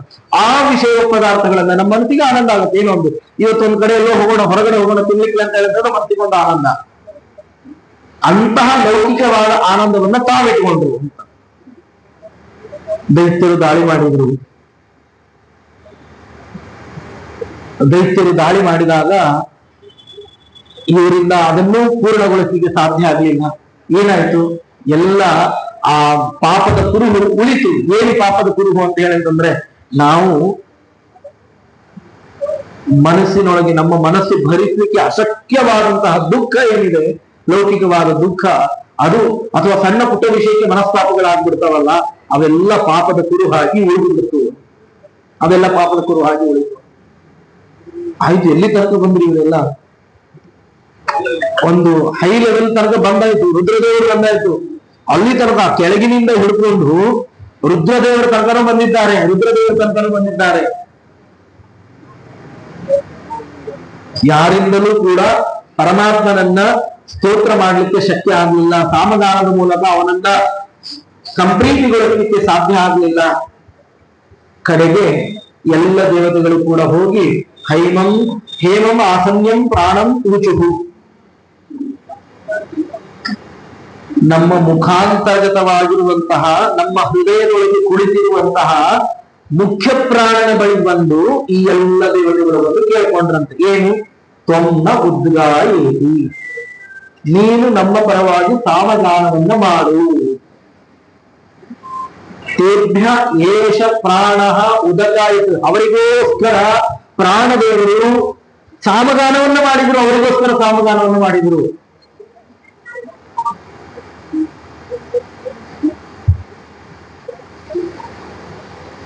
ಆಗ ದೈತ್ಯರು ಅನ್ಕೊಳ್ತಾರೆ, ಇವರೆಲ್ಲ ಇಲ್ಲಿ ತನಕನು ಏನೇನು ಆಯ್ತಲ್ಲ ಎಲ್ಲ ಕೇಳು, ದೈತ್ಯರು ಏನ್ ಅನ್ಕೊಂಡ್ರು ಅಂತ ಹೇಳಿದ್ರೆ, ಓ ಈ ಉದ್ಗಾತ್ರಿನ ಬಲದಿಂದಾಗಿ ದೇವತೆಗಳು ನಮ್ಮನ್ನ ಜಯಿಸಿ ಬಿಡ್ತಾರೆ ಅನ್ನೋ ಭಯದಿಂದಾಗಿ ಎಲ್ಲಿಂದ ಹಿಡ್ಕೊಂಡ್ರು? ಅಗ್ನಿಯಿಂದ ಹಿಡ್ಕೊಂಡು, ಅಗ್ನಿ, ಸೂರ್ಯ, ಈ ಎಲ್ಲ ದಿಗ್ದೇವತೆಗಳು, ಎಲ್ಲ ಈ ಮನೋಭಿಮಾನಿ ದೇವತೆಗಳು, ಎಲ್ಲ ದೇವತೆಗಳ ಮೇಲೂ ಆಕ್ರಮಣ ಮಾಡಿದ್ರು ಉದ್ಗಾತ್ರಿನ ಬಲದಿಂದಾಗಿ. ಅಂದ್ರೆ ಇವರೇನು ಸಾಮಗಾನ ಮಾಡ್ತಾ ಇದ್ದಾರೆ ಆ ಬಲದಿಂದಾಗಿ, ಅಥವಾ ಹೇಳುವವ ಯಾರಿದ್ದಾನೆ ಸಾಮಗಾನವನ್ನು ಮಾಡುವವ ಅವನ ಬಲದಿಂದಾಗಿ ಇವರೆಲ್ಲ ಭಗವಂತನ ಸಂಪ್ರೀತಿಯನ್ನು ಗಳಿಸ್ಕೊಳ್ತಾರೆ. ಅದರಿಂದಾಗಿ ನಮ್ಮ ಮೇಲೆ ದಾಳಿ ಮಾಡ್ತಾರೆ, ನಾವು ಸೋಲಬೇಕಾಗುತ್ತೆ ಅಂತ ಹೇಳಿ ಇಲ್ಲಿ ತನಕನು ಎಲ್ಲರ ಮೇಲೂ ದಾಳಿ ಮಾಡ್ಕೊಂಡು ಬಂದ್ರು. ಈ ಮುಖ್ಯ ಪ್ರಾಣನ ಮೇಲೇನೂ ದಾಳಿ ಮಾಡ್ಲಿಕ್ಕೆ ಬಂದ್ರು ದೈತ್ಯರೆಲ್ಲರೂ. ಮುಖ್ಯ ಪ್ರಾಣನ ಮೇಲೆ ದಾಳಿ ಮಾಡ್ಲಿಕ್ಕೆ ಎಲ್ಲರೂ ಬಂದ್ರು ದೈತ್ಯರು, ಮುಗಿಬಿದ್ರು ಎಲ್ಲರೂ. ಇದನ್ನು ಪೂರ್ಣಗೊಳಿಸ್ಲಿಕ್ಕೆ ಬಿಡಬಾರ್ದು, ಯಾಕೆಂದ್ರೆ ಇವನ ಬಲದಿಂದಾಗಿ ದೇವತೆಗಳು ಜಯಿಸಿ ಬಿಡ್ತಾರೆ. ಮುಗಿಬಿಟ್ಟಾಗ ಏನಾಯ್ತು? ತಮ್ ಅಭಿವೃತ್ಯ ಪಾಪ್ಮನ ಅವಿಧ್ಯನ್, ಆ ಮುಖ್ಯ ಪ್ರಾಣ ದೇವರ ಮೇಲೆ ಮುಗಿಬಿದ್ರೆ ಹೇಗಾಯ್ತು? ಯಥಾ ಅಶ್ಮಾನ ಮೃತ್ವಾ ಲೋಷ್ಟೋ ವಿಧ್ವಂಸೇತ ಏವಂ ಹೈವ ವಿಧ್ವಂಸಮಾನ ವಿಶ್ವಂತೋ ಇನೇಶು. ಎಂಥ ಮಾತು! ಪ್ರಾಣ ದೇವರ ಮೇಲೆ ಮುಗಿ ಬಿದ್ರೆ ಈ ಹೊಲದಲ್ಲಿ ಬಂಡೆಗಳಿರ್ತವೆ, ದೊಡ್ಡ ದೊಡ್ಡ ಬಂಡೆಗಳು, ಆ ಮಣ್ಣಿನ ಕರಣಿಗಳಿರ್ತಾವೆ. ನೀವು ನೋಡಿರ್ತೀರಿ, ಎಲ್ಲ ಹೊಲದೊಳಗೆಲ್ಲ ಚೂರೆಲ್ಲ ಪೂರ್ತಿ ಆಯ್ತು ಅಂತ ಹೇಳಿದ್ರೆ, ಒಮ್ಮೆ ಬಿತ್ತಿ ಆಯ್ತು ಅಂತ ಧಾನ್ಯ ಎಲ್ಲ ಬಂತು ಅಂತ ಹೇಳಿದ್ರೆ ಪೂರ್ತಿ ಎಲ್ಲ ಹೊಲ ಸಾಫಾಗಿದ್ದಾಗ ಮಣ್ಣಿನ ಕರಣಿಗಳಿರ್ತಾವೆ. ನೀವು ನೋಡಿರ್ತೀರಿ, ಮಣ್ಣಿನ ಗಂಟುಗಳು. ಆ ಗಂಟನ್ನು ತಗೊಂಡು ದೊಡ್ಡ ಬಂಡೆಗಳಿಗೆ ಎಸೆದ್ರೆ ಮಣ್ಣು ಹೆಂಗೆ ಪುಡಿ ಪುಡಿ ಚೂರು ಚೂರಾಗಿ ದಿಕ್ಕಿಗೆ ಹೋಗ್ತದೋ, ಹಂಗೆ ಪ್ರಾಣದೇವರ ಮೇಲೆ ದಾಳಿ ಮಾಡ್ಲಿಕ್ಕೆ ಬಂದಂತಹ ರಾಕ್ಷಸರೆಲ್ಲರೂ ಕೂಡ, ದೈತ್ಯರೆಲ್ಲ ಕೂಡ ದಿಕ್ಕುಗಳಿಗೆ ಚದುರು ಪುಡಿ ಪುಡಿಯಾಗಿ ಹೋದ್ರು, ನಾಶವಾಗಿ ಹೋದ್ರು. ಅದಕ್ಕೆ ಉಪನಿಷತ್ತು ಪ್ರಾಣದೇವರಿಗೆ ಒಂದು ಹೆಸರನ್ನು ಕೊಡ್ತು, ಆಖಣಾಶ್ಮ ಸಮ. ಆಖಣಾಶ್ಮ ಸಮ. ಆಖಣಗಳು ಅಂತ ಹೇಳಿದ್ರೆ ಮಣ್ಣಿನ ಹೆಂಟೆಗಳು, ಮಣ್ಣಿನ ಗಂಟು, ದೊಡ್ಡ ದೊಡ್ಡ ಗಂಟುಗಳೆಲ್ಲ ಇರ್ತಾವೆ. ನೀವು ನೋಡುತ್ತೀರಿ, ಅದೆಲ್ಲ ಸಾಮಾನ್ಯ ಕಡೆ ಕೃಷಿ ಭೂಮಿ. ಆ ಗಂಟನ್ನು ತಗೊಂಡು ಹೋಗಿ ನಾವು ನೆಲಕ್ಕೆ ಬಡದ್ರೆ ಅದೆಲ್ಲ ಚೂರು ಚೂರಾಗಿ ಹೋಗುತ್ತೆ. ಅಂಥದ್ರಲ್ಲಿ ದೊಡ್ಡ ಬಂಡೆಗಳಿಗೆ ಬೀಸಿ ಎಸದ್ರೆ ಹೆಂಗು ಚೂರು ಚೂರಾಗಲಿಕ್ಕಿಲ್ಲ, ಪುಡಿ ಪುಡಿಯಾಗಿ ಎಲ್ಲ ಕಡೆ ಚದುರ್ಲಿಕ್ಕಿಲ್ಲ. ಹೇಗೆ ಹಂಗೆ ಚದುರು ಹೋದ್ರು ಮುಖ್ಯ ಪ್ರಾಣನ ಮೇಲೆ ದಾಳಿ ಮಾಡ್ಲಿಕ್ಕೆ ಬಂದಂತಹ ರಾಕ್ಷಸರು, ದೈತ್ಯರೆಲ್ಲ. ಆ ಮುಖ್ಯ ಪ್ರಾಣದೇವರು ಸ್ತೋತ್ರ ಮಾಡಿರೋದ್ರಿಂದಾಗಿ ಏನಾಯ್ತು ಅಂತ ಹೇಳಂತಂದ್ರೆ ದೇವತೆಗಳು ಜಯಿಸಿದ್ರು ದೈತ್ಯರ ಮೇಲೆ. ದೈತ್ಯರು ದಾಳಿ ಮಾಡಿದಾಗಲೂ ಕೂಡ ಜಯಿಸಿದ್ರು. ನಾವು ಯಾಕೆ ಭಾರತೀ ರಮಣ ಮುಖ್ಯ ಪ್ರಾಣಾಂತರ್ಗತ ಅಂತ ಹೇಳಿ ಭಗವಂತನಿಗೆ ಸಮರ್ಪಣೆ ಮಾಡಬೇಕು ಅಂತ ಹೇಳಿದ್ರೆ ಈ ಕಾರಣ. ನಾವು ಕೇವಲ ಆ ದೇವತೆಗಳಿಗೆ ಸಮರ್ಪಣೆ ಮಾಡಿದ್ರೆ ನಿಜವಾಗಿಯೂ ಆ ದೇವತೆಗಳಿಗೆ ತಲುಪೋದಿಲ್ಲ. ದೈತ್ಯರು ದಾಳಿ ಮಾಡ್ತಾರೆ. ನಾವು ಮಾಡಿರುವ ಕರ್ಮ ಫಲವನ್ನು ತಾವು ಕಸಿದುಕೊಂಡು ಹೋಗ್ತಾರೆ. ಆ ಫಲ ನಮಗೇನು ಸಿಗಬೇಕು ಆ ಸಿಗಲಿಕ್ಕೆ ಬಿಡೋದೇ ಇಲ್ಲ.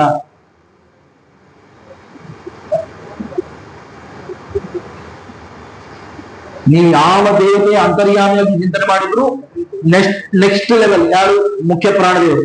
ಆ ಮುಖ್ಯ ಪ್ರಾಣದೇವರನ್ನು ಹೇಳಿಯೇ ಆ ಮುಖ್ಯ ಪ್ರಾಣಾಂತರ್ಗತ ಪರಮಾತ್ಮನಿಗೆ ಸಮರ್ಪಣೆ ಮಾಡಬೇಕು. ಶ್ರೀಕೃಷ್ಣಾರ್ಪಣ ಅಂತ ಆಮೇಲೆ ಸಮರ್ಪಣೆ. ಯಾಕೆ ಅಂತ ಹೇಳಿದ್ರೆ ಈ ಕಾರಣಕ್ಕೋಸ್ಕರ. ಇಲ್ಲದೆ ಹೋದ್ರೆ ನಾವು ಮಾಡಿದ ಕರ್ಮ ಫಲ ಎಲ್ಲ ದೈತ್ಯರ ಪಾಲಾಗಿ ಹೋಗುತ್ತದೆ. ದೈತ್ಯರು ದಾಳಿ ಮಾಡ್ತಾರೆ. ಈ ನಮಗೆ ಚೂರು ನಾಲಿಗೆ ಹೊರಡದಿರ್ಬೋದು, ಆದ್ರೂ ಚಿಂತೆ ಇಲ್ಲ. ಕಷ್ಟಪಟ್ಟಾದ್ರೂ ಈ ಮೇಲಿಂದ ಭಾರತೀಯ ಮುಖ್ಯ ಪ್ರಾಣಾಂತರ್ಗತ ಅಂತ ಹೇಳಿ ಸಮರ್ಪಣೆ ಮಾಡಬೇಕು. ನಾವು ಮಾಡಿದ ಕರ್ಮದ ಫಲ ಅದು ಭಗವಂತನಿಗೆ ಮುಟ್ಟಬೇಕು, ನಮಗೆ ಅದರ ಫಲ ಲಭಿಸಬೇಕು ಅಂತ ಹೇಳಿದ್ರೆ ಇದನ್ನು ಮಾಡಲೇಬೇಕು. ಉಪನಿಷತ್ತು ಈ ಮಾತನ್ನ ದೃಢೀಕರಿಸುತ್ತದೆ. ಇದು ಪ್ರಾಣದೇವರ ಮಹತ್ವ. ಅಂದ್ರೆ ಏನು? ಪ್ರಾಣದೇವರ ಮೇಲೆ ಯಾವ ದೈತ್ಯರ ಆವೇಶಗಳು ಕೂಡ ಪ್ರಾಣದೇವರ ಮೇಲೆ ಆಗೋದಿಲ್ಲ. ಯಾವ ದೈತ್ಯರ ಆವೇಶಗಳು ಪ್ರಾಣದೇವರ ಮೇಲೆ ಆಗುವುದಿಲ್ಲ. ಅವರನ್ನು ಬಲಹೀನ ಮಾಡ್ಲಿಕ್ಕೆ ಆಗುವುದಿಲ್ಲ. ಅವರ ಜ್ಞಾನಹೀನವನ್ನಾಗಿ ಮಾಡ್ಲಿಕ್ಕೆ ಆಗುವುದಿಲ್ಲ. ಅಂತಹ ದಿವ್ಯವಾದ ಎಂದಿಗೂ ಮುಗಿಸಲಾಗದಂತಹ ಜ್ಞಾನ ಬಲಗಳು ಮುಖ್ಯ ಪ್ರಾಣದೇವರದ್ದು. ಅದಕ್ಕಾಗಿಯೇ ಭಾರತೀಯ ಅಲ್ಲಿಗೇನಾಯ್ತು? ನೀವೇನ್ ಮಾಡಿದ್ರಿ? ಅದಕ್ಕೆ ಮುಖ್ಯ ಪ್ರಾಣದ ನಿಮ್ಮ ಕರ್ಮ ಸೇಫ್ ಆಯ್ತು. ಈಗ ನಾವೇನ್ ಮಾಡ್ತೀವಿ? ನಮ್ಗೆ ಒಳ್ಳೆ ಹೆಚ್ಚಿನ ಬಡ್ಡಿ ಬೇಕು ಅಂತ ಹೇಳಕ್ ಅನ್ಕೊಂಡು ಯಾವ್ದಾವ್ದು ಕೋಆಪರೇಟಿವ್ ಬ್ಯಾಂಕ್ಗಳೆಲ್ಲ ಇಟ್ಬಿಡ್ತೀವಿ. ಆಯ್ತು, ಒಂದಿಷ್ಟ ಆ ಬಡ್ಡಿ ಚೆನ್ನಾಗಿರತ್ತೆ ಅಂತ ಒಂದ್ 4 ದಿನ ಒಂದ್ 4 ವರ್ಷ ಕೊಟ್ಟವ್ರ ತರ ಮಾಡ್ತಾರೆ. ಆಮೇಲೆ ಒಟ್ಟೊಟ್ಟಿಗೆ ನಾವು ಲಾಟ್ ಒಳಗೆ ಲಕ್ಷ ಗಟ್ಟಲೆ ಇಟ್ಟಿರ್ತೀವಿ. ಒಂದೇ ಏಟಿಗೆ ಇಡೀ ಅಷ್ಟು ಹಣ ದೂರಿಲ್ಲ. ನಾವು ಬರೀ ನೇರವಾಗಿ ಭಾರತೀಯ ಮುಖ್ಯ ಪ್ರಾಣಾಂತರ್ಗತ ಅಂತ ಹೇಳದೆ ಮಾಡಿದ್ರು ಇದು ನೀವೆಲ್ಲ ಮಾಡಿರ್ತೀರಿ, ಇಲ್ಲ ಅಂತಿಲ್ಲ, ಮಾಡಿದ್ದೇನು ಸುಳ್ಳಲ್ಲ, ಮಾಡಿದ್ದೆಲ್ಲ ನಿಜ. ಒಂದೇ ಏಟಿಗೆ ದೈತ್ಯರು ಬಂದು ಎತ್ಕೊಂಡು ಹೋಗುತ್ತೆ. ನೀವು ಯಾವಾಗ ನೀವು ಭಾರತೀಯ ಮುಖ್ಯ ಪ್ರಾಣಾಂತರ್ಗತ ಅಂತ ಹೇಳ್ತೀರಲ್ಲ, ಅವಾಗ ಅದು ರಾಷ್ಟ್ರೀಕೃತ ಬ್ಯಾಂಕ್ ಒಳಗೆ ಇಟ್ಟ ಹಾಕಿ. ನಿಮ್ಗೆ ಅದೊಂಚೂರು ಕಷ್ಟ ಆಗತ್ತೆ. ಹೌದು, ಅಲ್ಲಿ ಏನದು ಪ್ರೊಸೆಸಿಂಗ್ ಎಲ್ಲ ಬಹಳ ಕಷ್ಟ. ವಾಸ್ತವ ಇಷ್ಟು ಸುಲಭವಾಗಿ ಸಿಗಲ್ಲ ನಮಗೆ. ಅವ್ರದೆಲ್ಲ ಏನ್ ಕಿರಿಕಿರಿ ಮರ, ಈ ಕಿರಿಕಿರಿ ಯಾರು ಬೇಕು ಅಂತ ಅನ್ಸತ್ತೆ ನಮ್ಗೆ. ದೊಡ್ಡ ದೊಡ್ಡ ರಾಷ್ಟ್ರೀಕೃತವಾದ ಬ್ಯಾಂಕ್ಗಳಲ್ಲೆಲ್ಲ ಹೋಗಿ ನಾವು ಒಂದು ಹಣ ಇಡ್ಬೇಕಂದ್ರೂ ಕಷ್ಟ, ಹಣ ತಕೊಳ್ಬೇಕಂದ್ರೂ ಕಷ್ಟ. ನಮ್ಗೆಲ್ಲ ಕಿರಿಕಿರಿ ಅಂತ ಅನ್ಸುತ್ತೆ. ಆದ್ರೆ ನಮ್ಮ ಹಣಕ್ಕೆ ಯಾವತ್ತೂ ಮೋಸ ಆಗಲ್ಲ. ನಮ್ಮ ಹಣ ಇದ್ದದ್ದು ಅಲ್ಲಿ, ಆ ಹಣ ಇದ್ದೇ ಇರುತ್ತೆ. ಹಾಗೆ ನಾವು ಮಾಡಿರುವ ಕರ್ಮ ಫಲವನ್ನ ಮುಖ್ಯ ಪ್ರಾಣನಿಗೆ ಸಮರ್ಪಣೆ ಮಾಡಿದ್ರೆ ಆ ಕರ್ಮ ಸೇಫ್, ಅದರ ಪುಣ್ಯ ಸೇಫ್. ಯಾವ್ದಾದ್ರು ಅಪಾಯ ಮಾಡ್ಕೊಂಡು ಹೋಗಕ್ಕಾಗಲ್ಲ. ಯಾವ್ದಾದ್ರೂ ನಿಂತ್ಕೊಂಡು ಸರಿ, ಯಾವ್ದಾದ ನಡುವೆ ಕೈ ಆಡಿಸಿ ಆ ಬ್ಯಾಂಕ್ಗಳಿಗೆ ಏನಾಗುತ್ತೆ? ಯಾವ್ದಪ್ಪ ಅದ್ರೊಳಗೆ ಯಾವ ಮ್ಯಾನೇಜರ್ ಇನ್ನೊಬ್ಬ ಮತ್ತೊಂದು ಮೋಸ ಮಾಡಿ ಮಾಡ್ತಿದ್ರೆ ಅದ್ ಮೋಸ ಆದ್ರೆ ನಿಮ್ ಹಣ ನಿಮ್ಗೇನು ಆಗಲ್ಲ. ನಿಮ್ ಹಣ ನಿಮ್ಗೆ ಇದ್ದೇ ಇರುತ್ತೆ ಅಲ್ವಾ? ಅದೇ ರೀತಿಯಾಗಿ ಮುಖ್ಯ ಪ್ರಾಣದೇವರಿಗೆ ಆ ಕರ್ಮದ ಫಲವನ್ನ ಕೊಟ್ರೆ ಆ ಸೇಫ್ ಆಗಿ ಪರಮಾತ್ಮನ ಹತ್ರ ತಲುಪಿಸುವ ಜವಾಬ್ದಾರಿ ಅದು ಮುಖ್ಯ ಪ್ರಾಣದೇವರಿಗೆ. ನಮಗೆ ಯಾಕೆ ಮುಖ್ಯ ನಾವು ಹೇಗೆ ನಂಬೋದು? ರಾಯರು ಹೇಳ್ತಾರೆ, ಈ ಹೇಗಿಲ್ಲಿ ತೊಮ್ಲ ಉದ್ಗಾಯಿನಿ ಅಂತ ಆ ಮುಖ್ಯ ಪ್ರಾಣದೇವರ ಹತ್ರ ಎಲ್ಲ ದೇವತೆಗಳು ಕೂಡ ಬಂದು ಕೇಳ್ಕೊಂಡ್ರಲ್ಲ. ಆ ಮುಖ್ಯ ಪ್ರಾಣದೇವರ ಹತ್ರ ದೇವರು ಬಂದು ಕೇಳ್ಕೊಂಡಾಗ ಮುಖ್ಯ ಪ್ರಾಣದೇವರು ಅವಾಗ ಹೌದು ಅವರು ಏಷ ಪ್ರಾಣ ಉದಗಾಯಿತು, ಅವರಿಗೋಸ್ಕರ ಈ ಮುಖ್ಯ ಪ್ರಾಣದೇವರು ತಾವು ಸಾಮಗಾನವನ್ನ ಮಾಡಿ ಅವರನ್ನ ರಕ್ಷಣೆ ಮಾಡಿದ್ರಲ್ಲ. ಇದೇ ಮುಖ್ಯ ಪ್ರಾಣದೇವರು ನಮ್ಮೊಳಗೆ ನಿಂತು ನಿತ್ಯ ಭಗವಂತನ ಹತ್ರ ಪ್ರಾರ್ಥನೆ ಮಾಡ್ತಾರೆ. ನಿತ್ಯ ಭಗವಂತನ ಪ್ರಾರ್ಥನೆ ಮಾಡ್ತಾರೆ. ಏನ್ ಪ್ರಾರ್ಥನೆ ಮಾಡ್ತಾರೆ? ರಾಯರು ಹೇಳ್ತಾರೆ, ಇದನ್ನು ಪ್ರಾತಃ ಸಂಕಲ್ಪ ಗದ್ಯದೊಳಗೆ ಇದನ್ನು ರಾಯರು ಹೇಳ್ತಾರೆ. ಏನ್ ಪ್ರಾರ್ಥನೆ ಮಾಡ್ತಾರೆ ಅಂತ ಹೇಳಂತಂದ್ರೆ, ದೀನಂ ದೂನಂ ಅನಾಥಂ ಶರಣಾಗತಂ ಏನಂ ಉದ್ಧರ.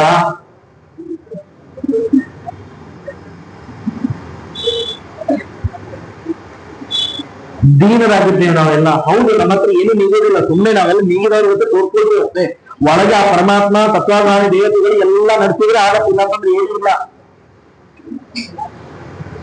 ದೀನರು ಹೌದು, ದೂನರು ಹೌದು. ನಮ್ಮನ್ನ ನೋಡಿದ್ರೆ ಅಯ್ಯೋ ಪಾಪ ಅನ್ಸುತ್ತೆ ನಮ್ಗೆ. ಮತ್ತೊಬ್ರು ನೋಡಿದಾಗ ನಮ್ಮನ್ನ ನೋಡಿದ್ರೆ ಇನ್ನು ಕೆಲವರಿಗೆ ಎಷ್ಟೋ ಜನರಿಗೆ ಅನ್ಸುತ್ತೆ ಅಯ್ಯೋ ಪಾಪ ಅಂತ ಹೇಳಿ.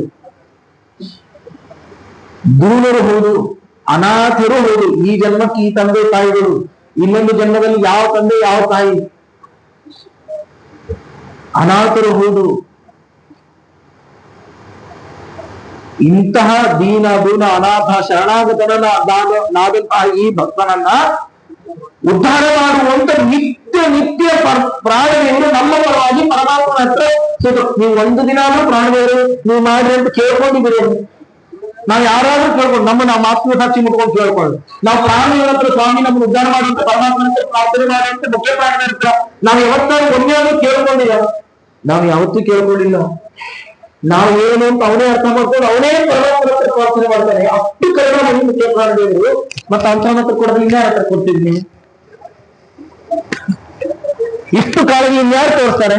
ಸ್ವತಃ ನಮಗೆ ಯಾರು ಇಂತಹ ಪರಿ ಕಾಳಜಿಯನ್ನು ತೋರಿಸಿದಾಗಲ್ಲ. ಅಷ್ಟು ಮಾತ್ರ ವಾತ್ಸಲ್ಯ ಮುಖ್ಯ ಪ್ರಾಣದೇವರಿಗೆ ನಮ್ಮ ಮೇಲಿದೆ. ಅದಕ್ಕಾಗಿ ದೀನ ಅಷ್ಟೇ ಕಠಿಣವು, ಧರ್ಮದ ವಿಷಯದಲ್ಲಿ ಅಷ್ಟೇ ಕಠಿಣ. ಈ ದೀನ ದೂರ ಅನಾಥ ನಾವು ಹೌದು, ದೀನರು ಹೌದು, ದೂನರು ಹೌದು, ಅನಾಥರೂ ಹೌದು, ಇಲ್ಲ ಅಂತಿಲ್ಲ. ಆದ್ರೆ ಶರಣಾಗತರಲ್ಲ. ಅಲ್ಲಿ ಪ್ರಾಣದೇವರು ಅದೊಂದು ಹೇಳಿದ, ಶರಣಾಗತರಾದಂತಹ ಈ ಭಕ್ತರನ್ನ ಅಂತ. ನಮ್ಗೆ ತಲೆನೇ ಬಿಡೋದು, ತಲೆ ಭಗವಂತ ಪಾದ ತಲೆ ಹಚ್ಚಬೇಕನ್ನೋ ಬುದ್ಧಿನೇ ಇರೋದಿಲ್ಲ. ಸಾಕು ಹಿಂಗ್ ಸುಮ್ಮನೆ ಇಲ್ಲೆಲ್ಲ ನೋಡ್ಬೇಕಂದ್ರೆ ಹಿಂಗ್ ಕೈ ನೋಡ್ಕೊಂಡು ಹಿಂಗ್ ಮಾಡ್ಕೊಂಡು ಹೋಗ್ಬಿಡ್ತೇವೆ ನಾವು. ಅಲ್ಲ, ಹಿರಿಯರು ಬಂದಾಗ ನಮಸ್ಕಾರ ಮಾಡ್ಬೇಕು. ಬರೀ ಆ ಹಿರಿಯರ ಅಂತರ್ಯಾಮಿಯಾದ ಭಗವಂತನನ್ನ ಚಿಂತನೆ ಮಾಡಿ ಅವರಿಗೆ ನಮಸ್ಕಾರ ಮಾಡ್ಬೇಕು. ಶರಣಾಗತರಾಗಬೇಕು ಭಗವಂತನಿಗೆ. ಸ್ವಾಮಿ ನಂದೇನಬೇಕು ಸ್ವಾಮಿ, ನಿಂದೇ ಇದೆಲ್ಲವೂ ಅಂತ ಅವನಿಗೆ ಅದೆಲ್ಲವೂ ಶರಣಾಗತರಾಗಬೇಕು. ನಾವು ಯಾವತ್ತು ಶರಣಾಗತರಾಗ್ತೇವೆ ಅವತ್ತು ಮುಖ್ಯ ಪ್ರಾಣಗಳು ಸ್ತೋತ್ರ ಆ ಭಗವಂತನ ಪ್ರಾರ್ಥನೆ ಮಾಡ್ತಾರೆ. ದೀನಂ ದೂನಂ ಅನಾಥಂ ಶರಣಾಗತಂ ಏನಂ ಉತ್ತರ. ನಮಗೆಲ್ಲ ಈ ಡೌಟ್ ನಮ್ ಕ್ಲಿಯರ್ ಆಗತ್ತೆ. ಎಲ್ಲರ ಮನೆಯಾಗೂ ಮುಖ್ಯ ಪ್ರಾಣದೇವರು ಪ್ರತಿಮೆ ನೋಡ್ರಿ. ಈ ಕಡೆ ಒಂಚೂರು ಭಿನ್ನ ಪ್ರತಿಮೆಗಳು, ಕಲ್ಲಿನ ಪ್ರತಿಮೆಗಳಿತ್ತು ಅಂತ ಹೇಳಿದ್ರೆ, ಎಲ್ಲರ ಮನೆಯೊಳಗೂ ಸಾಮಾನ್ಯ ಈ ಲೋಹದ ಪ್ರತಿಮೆಗಳಿತ್ತು ಅಂತ ಹೇಳಿದ್ರೆ ಕೈ ಮುಕ್ಕೊಂಡೇ ಇರ್ತವೆ ಮುಖ್ಯ ಪ್ರಾಣದೇವರು. ನಾವೆಲ್ಲ ಏನ್ ಮಾಡ್ತೀವಿ, ಅದನ್ನೆಲ್ಲ ದೇವ್ರ ಹತ್ರ ತಿರುಗಿ ಸುಟ್ಟು ಬಿಡ್ತೀವಿ. ಹಿಂಗೆ ಮುಖ್ಯ ಪ್ರಾಣದೇವರು ಅವರು ನಮ್ ಹಿಂಗ್ ಎದುರಿಗೆ ಇಟ್ಕೊಂಡ್ರೆ ಈ ಪ್ರಾಣದೇವರು ಮುಖ್ಯ ಪ್ರಾಣದೇವರು ಇದ್ದಾರೆ. ನಾನು ಹೀಗಿಟ್ಟೆ, ಹೀಗಿಟ್ರೆ ಏನಾಯ್ತು, ಈಗೆಲ್ಲ ಇದು ನಿಮ್ಗೆ ಎದುರಾಯ್ತು. ಓ ದೇವ್ರು ಮುಖ್ಯ ಪ್ರಾಣದೇವರು ನಮಗೆ ನಮಸ್ಕಾರ ಮಾಡ್ದಂಗ ಆಗತ್ತೆ ಅಂತ ಹೇಳಿ ತಂದ್ಕೊಂಡು ನಾವೆಲ್ಲ ಈ ಕಡೆ ತಿರುಗಿ ಸುಟ್ಟು ಬಿಡ್ತೀವಿ. ವಾಸ್ತವ ಅದನ್ನೇನ್ ಮಾಡ್ತೀವಿ, ದೇವ್ರ ಕಡೆ ಮುಖ ಮಾಡಿ ಇಟ್ಬಿಡ್ತೀವಿ ಪ್ರಾಣದೇವರನ್ನ, ಕೈ ಮುಗಿದನ್ನ. ಆದ್ರೆ ವಾಸ್ತವ ಏನ್ ಗೊತ್ತೇನೆ, ನಾವು ಹಿಂಗೆ ಇಟ್ಕೊಳ್ಳೋದು. ಯಾಕೆ ಗೊತ್ತಾ, ಇಲ್ಲಿ ದೀನಂ ದೂನಂ ಅನಾಥಂ ಶರಣಾಗತಂ ಅಂತ ಭಗವಂತನ ಹತ್ರ ಪ್ರಾರ್ಥನೆ ಮಾಡ್ತಾರೆ ಮುಖ್ಯ ಪ್ರಾಣದೇವರು. ಎಲ್ಲೆಲ್ಲೂ ಯಾವುದೋ ಪರಮಾತ್ಮನ ರೂಪ, ಯಾವುದೋ ಪರಮಾತ್ಮನಲ್ಲಿ ಪ್ರಾರ್ಥನೆ ಮಾಡುವುದಲ್ಲ, ನಮ್ಮ ಬಿಂಬ ರೂಪಿಯಾದ ಪರಮಾತ್ಮನ ಹತ್ರನೇ ಪ್ರಾರ್ಥನೆ ಮಾಡುದು. ಬಿಂಬ ರೂಪ ಹೇಳಿದ್ದಾರೆ, ನಮ್ಮ ಹೃದಯ ಹೇಳಿದ್ದಾರೆ. ಹಾಗಿದ್ದರೆ ಅವರು ತೆಲುಗು ನಮ್ಮ ಬಿಂಬ ರೂಪಕ್ಕೆ ತೆಲುಗು ಮತ್ತಿನ್ಯಾರು ಅಲ್ಲ. ಅವ್ರು ಪ್ರಾರ್ಥನೆ ಮಾಡ್ತಿದ್ರೆ ನಮ್ಮ ಒಳಗೆ, ನಮ್ಮ ಹೃದಯದೊಳಗೆ. ಹಾಗಿದ್ಮೇಲೆ ನಮ್ಮ ಬಿಂಬ ಯಾವುದೋ ಶ್ವೇತದ್ವೀಪದಲ್ಲಿರುವಂತಹ ಅನಂತಾಸನನ್ನು, ವೈಕುಂಠದಲ್ಲಿರುವಂತಹ ಪರಮಾತ್ಮನನ್ನು, ವಾಸುದೇವನನ್ನು ಸ್ತೋತ್ರ ಮಾಡ್ತಿರೋದಲ್ಲ, ಅವನ ಹತ್ರ ಹೇಳಿ ಪ್ರಾರ್ಥನೆ ಮಾಡ್ತಿರೋದಲ್ಲ. ಪರಮಾತ್ಮನ ಒಂದೇ ರೂಪಗಳು ಇಲ್ಲ ಅಂತಿಲ್ಲ, ಆದ್ರೆ ಮಾಡ್ತಿರೋದು ಯಾರ ಹತ್ರ? ನಮ್ಮ ಬಿಂಬನಾಗಿ ಹೊರಗೆ ಕೂತಿದ್ದಾನಲ್ಲ, ನಮ್ಮ ಹೃದಯದೊಳಗೆ ಕೂತಿದ್ದಾನಲ್ಲ ಪರಮಾತ್ಮ, ಅವನ ಹತ್ರ ಪ್ರಾರ್ಥನೆ ಮಾಡ್ತಾ ಇರೋದು. ಹಾಗಾಗಿ ಆ ದಿವ್ಯವಾದ, ಅದಕ್ಕೋಸ್ಕರನೇ ಈ ಪ್ರಾಣದೇವರ ಮಹಿಮೆ ಈ ಬೃಹದಾರಣ್ಯಕೋಪನಿಷತ್ತು. ಬರೀ ಇಲ್ಲಿ ಮಾತ್ರ ಅಲ್ಲ, ಇನ್ನೊಂದು ಪ್ರಸಂಗದಲ್ಲೂ ಕೂಡ ಪ್ರಾಣದೇವರ ಮಹಿಮೆಯನ್ನ ಇದೇ ಉಪನಿಷತ್ತು ಅಂತಿಮ ಭಾಗದಲ್ಲಿ ನಿರೂಪಣೆ ಮಾಡುತ್ತೆ. ಹೇಗೆ ಅಂತ ಹೇಳಂತಂದ್ರೆ, ಒಮ್ಮೆ ಎಲ್ಲ ದೇವತೆಗಳಿಗೂ ದೇವತೆಗಳಲ್ಲೇ ಯಾರು ಬಲಿಷ್ಠರು ಅನ್ನೋ ಒಂದು ಸಭೆ ಆಯ್ತಂತೆ. ಪರಮಾತ್ಮ ಹೇಳಿದ ಏನು ಅಂತ ಹೇಳಂತಂದ್ರೆ, ನೀವೆಲ್ಲರೂ ಒಂದು ಶರೀರವನ್ನ ಪ್ರವೇಶ ಮಾಡ್ರಿ. ಯಾರು ಪ್ರವೇಶವಾದಾಗ ನಿರಂತರವಾಗಿ ಶರೀರ ಚಲನೆಯಲ್ಲಿರುತ್ತೋ, ನಿರಂತರವಾಗಿ ಶರೀರ ಸುಸ್ಥಿತಿಯಲ್ಲಿರುತ್ತೋ ಅವನು ಬಲ ಅಂತ, ಅವನು ಬಲಿಷ್ಠ ಅನ್ನೋದನ್ನ, ಅವನು ಉತ್ತಮ ಅನ್ನೋದನ್ನ ತೀರ್ಮಾನ ಮಾಡೋಣ ಅಂತ ಪರಮಾತ್ಮ ಹೇಳಿದ್ವಿ. ಎಲ್ಲಾ ದೇವತೆಗಳು, ವಾಜಮರಿಗೆ ಅಭಿಮಾನಿಯಾದಂತಹ ಅಗ್ನಿ ಪ್ರವೇಶ ಮಾಡಿದ, ಮಾತು ಬಂತು. ವರುಣ ಪ್ರವೇಶ ಮಾಡಿದ, ಒಳ್ಳೆ ರುಚಿಯನ್ನ ಕಂಡು ಹಿಡಿದಕ್ಕಾಯ್ತು. ಸೂರ್ಯ ಚಂದ್ರರು ಪ್ರವೇಶ ಮಾಡಿದ್ರು, ನಮ್ಮ ಕಣ್ಣುಗಳು ನೋಡ್ಲಿಕ್ಕೆ ಶುರು ಮಾಡಿದ್ರು. ಆಯ್ತು, ಸರಿ ಆಯ್ತು. ಆಮೇಲೆ ಈ ದಿಗ್ದೇವತೆಗಳು ಪ್ರವೇಶ ಮಾಡಿದ್ರು, ಕಿವಿ ಕೇಳಲಿಕ್ಕೆ ಶುರು ಆಯ್ತು. ಅದೇ ರೀತಿಯಾಗಿ ಎಲ್ಲ ತತ್ವಾಭಿಮಾನಿ ದೇವತೆಗಳು ಶುರು ಮಾಡಿದ್ರು, ಒಳಗಡೆ ಹೊಕ್ಕೊಂಡ್ರು ದೇಹದೊಳಗೆ, ಒಂದು ಜಡವಾದ ಶರೀರದೊಳಗೆ. ಆ ಜಡ ಶರೀರ ಎಲ್ಲವೂ ಕೂಡ ಅದು ಮಾತ್ರ ಅದು ಶುರು ಆಯ್ತು, ನೈರಂತರ ಇಲ್ಲ. ಯಾವಾಗ ಪ್ರಾಣದೇವರು ಒಳಗೆ ಹೊಕ್ಕೊಂಡ್ರು ಆಗ ಇವ್ರಿಗೆಲ್ಲರಿಗೂ ನಿರಂತರವಾಗಿ ನೋಡ್ಲಿಕ್ಕೆ, ಕೇಳಲಿಕ್ಕೆ, ಮುಟ್ಲಿಕ್ಕೆ, ರುಚಿ ಸವಿಲಿಕ್ಕೆ, ಮಾತಾಡ್ಲಿಕ್ಕೆ ಎಲ್ಲರಿಗೂ ದೇವತೆಗಳಿಗೂ ಸಾಧ್ಯ ಆಯ್ತು. ಆಮೇಲೆ ಏನಾಯ್ತು, ಏನಾಯ್ತು, ದೇಹದಿಂದ ಒಬ್ಬೊಬ್ಬರ ದೇವತೆಗಳು ಹೊರಗೆ ಬಂದಂತೆ. ಚಕ್ಷುರಭಿಮಾನಿಯಾದ ಸೂರ್ಯ ಹೊರಗೆ ಬಂದ, ಕಣ್ಣು ಕಾಣದೇ ಹೋಯ್ತು. ದಿಗ್ದೇವತೆಗಳು ಹೊರಗೆ ಬಂದ್ರು, ಕಿವಿ ಕೇಳದೆ ಹೋಯ್ತು. ರಸನೇಂದ್ರಿಯ ಅಭಿಮಾನಿ ದೇವತೆಗಳು ಹೊರಗೆ ಬಂದ್ರು, ರುಚಿ ಗೊತ್ತಾಗದೆ ಹೋಯ್ತು. ಬಾಯಿಗೆ ಅಭಿಮಾನಿ ಅಗ್ನಿ ಹೊರಗೆ ಬಂದ, ಮಾತಾಡ್ಲಿಕ್ಕೆ ಆಗಲಿಲ್ಲ. ಕೈಗೆ ಅಭಿಮಾನಿಯಾದಂತಹ ಇಂದ್ರ ಹೊರಗೆ ಬಂದ, ಕೈ ಕೆಲಸ ಮಾಡ್ಲಿಕ್ಕೆ ಆಗ್ಲಿಲ್ಲ. ಕಾಲಿಗೆ ಅಭಿಮಾನಿ, ಪಾದಕ್ಕೆ ಅಭಿಮಾನಿ ಜಯಂತ ಹೊರಗೆ ಬಂದ, ನಡಿಲಿಕ್ಕೆ ಆಗ್ಲಿಲ್ಲ. ಆದ್ರೆ ಜೀವ ಇನ್ನೂ ಚಲನೆಯೊಳಗೆ ಇತ್ತು. ಯಾಕೆ? ಒಳಗಡೆ ಇನ್ನೂ ಪ್ರಾಣದೇವರಿದ್ದಾರೆ. ಯಾವಾಗ ಪ್ರಾಣದೇವರು ಆ ದೇಹದಿಂದ ಹೊರಗೆ ಬಂದು ಇಡೀ ದೇಹ ಧಪ್ ಅಂತ ಆಗೆಲ್ಲ ದೇವತೆಗಳು ತೀರ್ಮಾನ ಮಾಡಿದ್ರಂತೆ, ನೀನು ನಮ್ಮೆಲ್ಲರಿಗಿಂತಲೂ ಉತ್ತಮ ಅಂತ. ಆ ಪರಮಾತ್ಮನ ಸನ್ನಿಧಾನದೊಳಗೆ ಆ ಎಲ್ಲ ದೇವತೆಗಳು ತೀರ್ಮಾನ ಮಾಡಿದ್ದಾರೆ. ಹಾಗಾಗಿ ಅಂತಹ ಇನ್ನೂ ಅನೇಕವಾದ ಅದ್ಭುತವಾದ ಸಂದೇಶ ಈ ಉಪನಿಷತ್ತು ಕೊಡುತ್ತೆ. ಒಂದನ್ನ ನೀವು ಒಂದು ಪ್ರಧಾನವಾದದ್ದನ್ನ ನೀವು ಕೇಳಿರ್ತೀರಿ ಸಾಮಾನ್ಯ, ಅಸತೋಮ ಸದ್ಗಮಯ ಮೃತ್ಯೋರ್ಮ ಅಮೃತಂಗಮಯ ಇತ್ಯಾದಿ ಆ ಮಂತ್ರ, ಅದು ಬೃಹದಾರಣ್ಯಕ ಉಪನಿಷತ್ತು ಅದನ್ನು ನಿರೂಪಣೆ ಮಾಡುತ್ತೆ. ನಮ್ಮ ಎಲ್ಲರ ಜೀವನಕ್ಕೂ ಮಾರ್ಗದರ್ಶಕವಾಗಬಹುದಾದ ಒಂದೇ ಒಂದು ಮಾತು, ಅದು ಮೈತ್ರೇಯಿಯ ಮಾತು. ಅದನ್ನೊಂದು ನಾವು ಕೇಳಿ ಇವತ್ತಿನ ಉಪನ್ಯಾಸವನ್ನ, ಈ ಇಷ್ಟು ದಿನಗಳ ಕಾಲ ಆದಂತಹ ಏನು ಉಪನ್ಯಾಸ ಮಾಲಿಕೆಯನ್ನ ಭಗವಂತನ ಪ್ರಾಣದೇವರ ಅಂತರ್ಯಾಮಿಯಾದಂತಹ ಪದ್ಮೈಪತಿಯಾದಂತಹ ಪುರುಷೋತ್ತಮನಲ್ಲಿ ಅದನ್ನು ಸಮರ್ಪಣೆ ಮಾಡೋಣ. ಯಾಜ್ಞವಲ್ಕ್ಯರಿಗೆ ಇಬ್ಬರು ಹೆಂಡತಿಯರು ಗೊತ್ತಿರುವಂತದ್ದೇ, ಕಾತ್ಯಾಯಿನಿ ಮೈತ್ರೇಯಿ ಅಂತ. ಯಾಜ್ಞವಲ್ಕ್ಯರು ಅನ್ಕೊಂಡ್ರು, ನಾನು ಸನ್ಯಾಸತ್ವವನ್ನು ಸ್ವೀಕಾರ ಮಾಡಬೇಕು ಅಂತ ಅವ್ರು ತೀರ್ಮಾನ ಮಾಡಿದ್ರು. ಆಯ್ತು, ಆಶ್ರಮವನ್ನು ಬಿಟ್ಟು ಹೊರಡಬೇಕು. ಆಶ್ರಮದಲ್ಲಿರುವಂತಹ ಎಲ್ಲ ಸಂಪತ್ತನ್ನು 2 ಪಾಲು ಮಾಡಿದ್ರಂತೆ. ಯಾಜ್ಞವಲ್ಕ್ಯರು 2 ಪಾಲು ಮಾಡಿದ್ರು. ಯಾರ್ಯಾರಿಗೆ? ಒಂದು ಮೈತ್ರೇಯಿಗೊಂದು, ಒಂದು ಕಾತ್ಯಾಯನಿಗೊಂದು ಅಂತ 2 ಪಾಲು ಮಾಡಿದ್ರು. ಆಗ ಮೈತ್ರಿ ಕೇಳ್ತಾಳೆ ಯಾಜ್ಞವಲ್ಕ್ಯರಿಗೆ, ಇವತ್ತು ನಮ್ಮ ಎಲ್ಲ ಮನೆ ಹೆಣ್ಮಕ್ಳಿಗೆ ಬರಬೇಕಾದ ಪ್ರಶ್ನೆ, ಉದ್ಭವ ಆಗಬೇಕಾದ ಪ್ರಶ್ನೆ. ಕೇಳ್ತಾಳೆ ಯಾಜ್ಞವಲ್ಕ್ಯರ ಹತ್ರ, ಈ ಸಂಪತ್ತನ್ನ ಅಂತ. ಈ ಸಂಪತ್ತನ್ನು ಎಲ್ಲವನ್ನು ತಗೋ ಅಂತ ಕೇಳಿದಾಗ, ನಿನ್ನ ಉಪಜೀವನಕ್ಕೆ ಬೇಕು, ಮುಂದೆ ಬದುಕಲಿಕ್ಕೆ ಬೇಕಾಗತ್ತಮ್ಮ, ಇಟ್ಕೋ ಈ ಸಂಪತ್ತುಗಳನ್ನೆಲ್ಲ ಅಂತ 2 ಪಾಲನೆ ಮಾಡಿ ಕಾತ್ಯಾಯನಿಗೊಂದು ಮೈತ್ರೇಯಿಗೊಂದು ಕೊಟ್ರೆ, ನಾನು ಇದರಿಂದಾಗಿ ಶಾಶ್ವತವಾದ ಸುಖವನ್ನ ಪಡಿಲಿಕ್ಕೆ ಸಾಧ್ಯನಾ ಅಂತ ಕೇಳಿದ್ನು ಯಾಜ್ಞವಲ್ಕ್ಯರ ಹತ್ರ.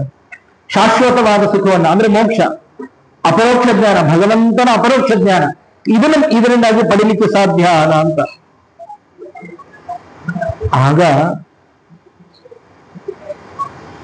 ಯಾವುದರಿಂದ ಪೂರ್ಣ? ನಾನು ಪೂರ್ಣ ಎನ್ನಾಮ ಇಯಂ ಭಗೋಹೋ ಸರ್ವ ಪೃಥ್ವಿ ವಿತ್ತೇನ ಪೂರ್ಣ ಸ್ಯಾತ್ ಕಥಂ ತೇನ ಅಮೃತ ಸ್ಯಾಮಿತಿ.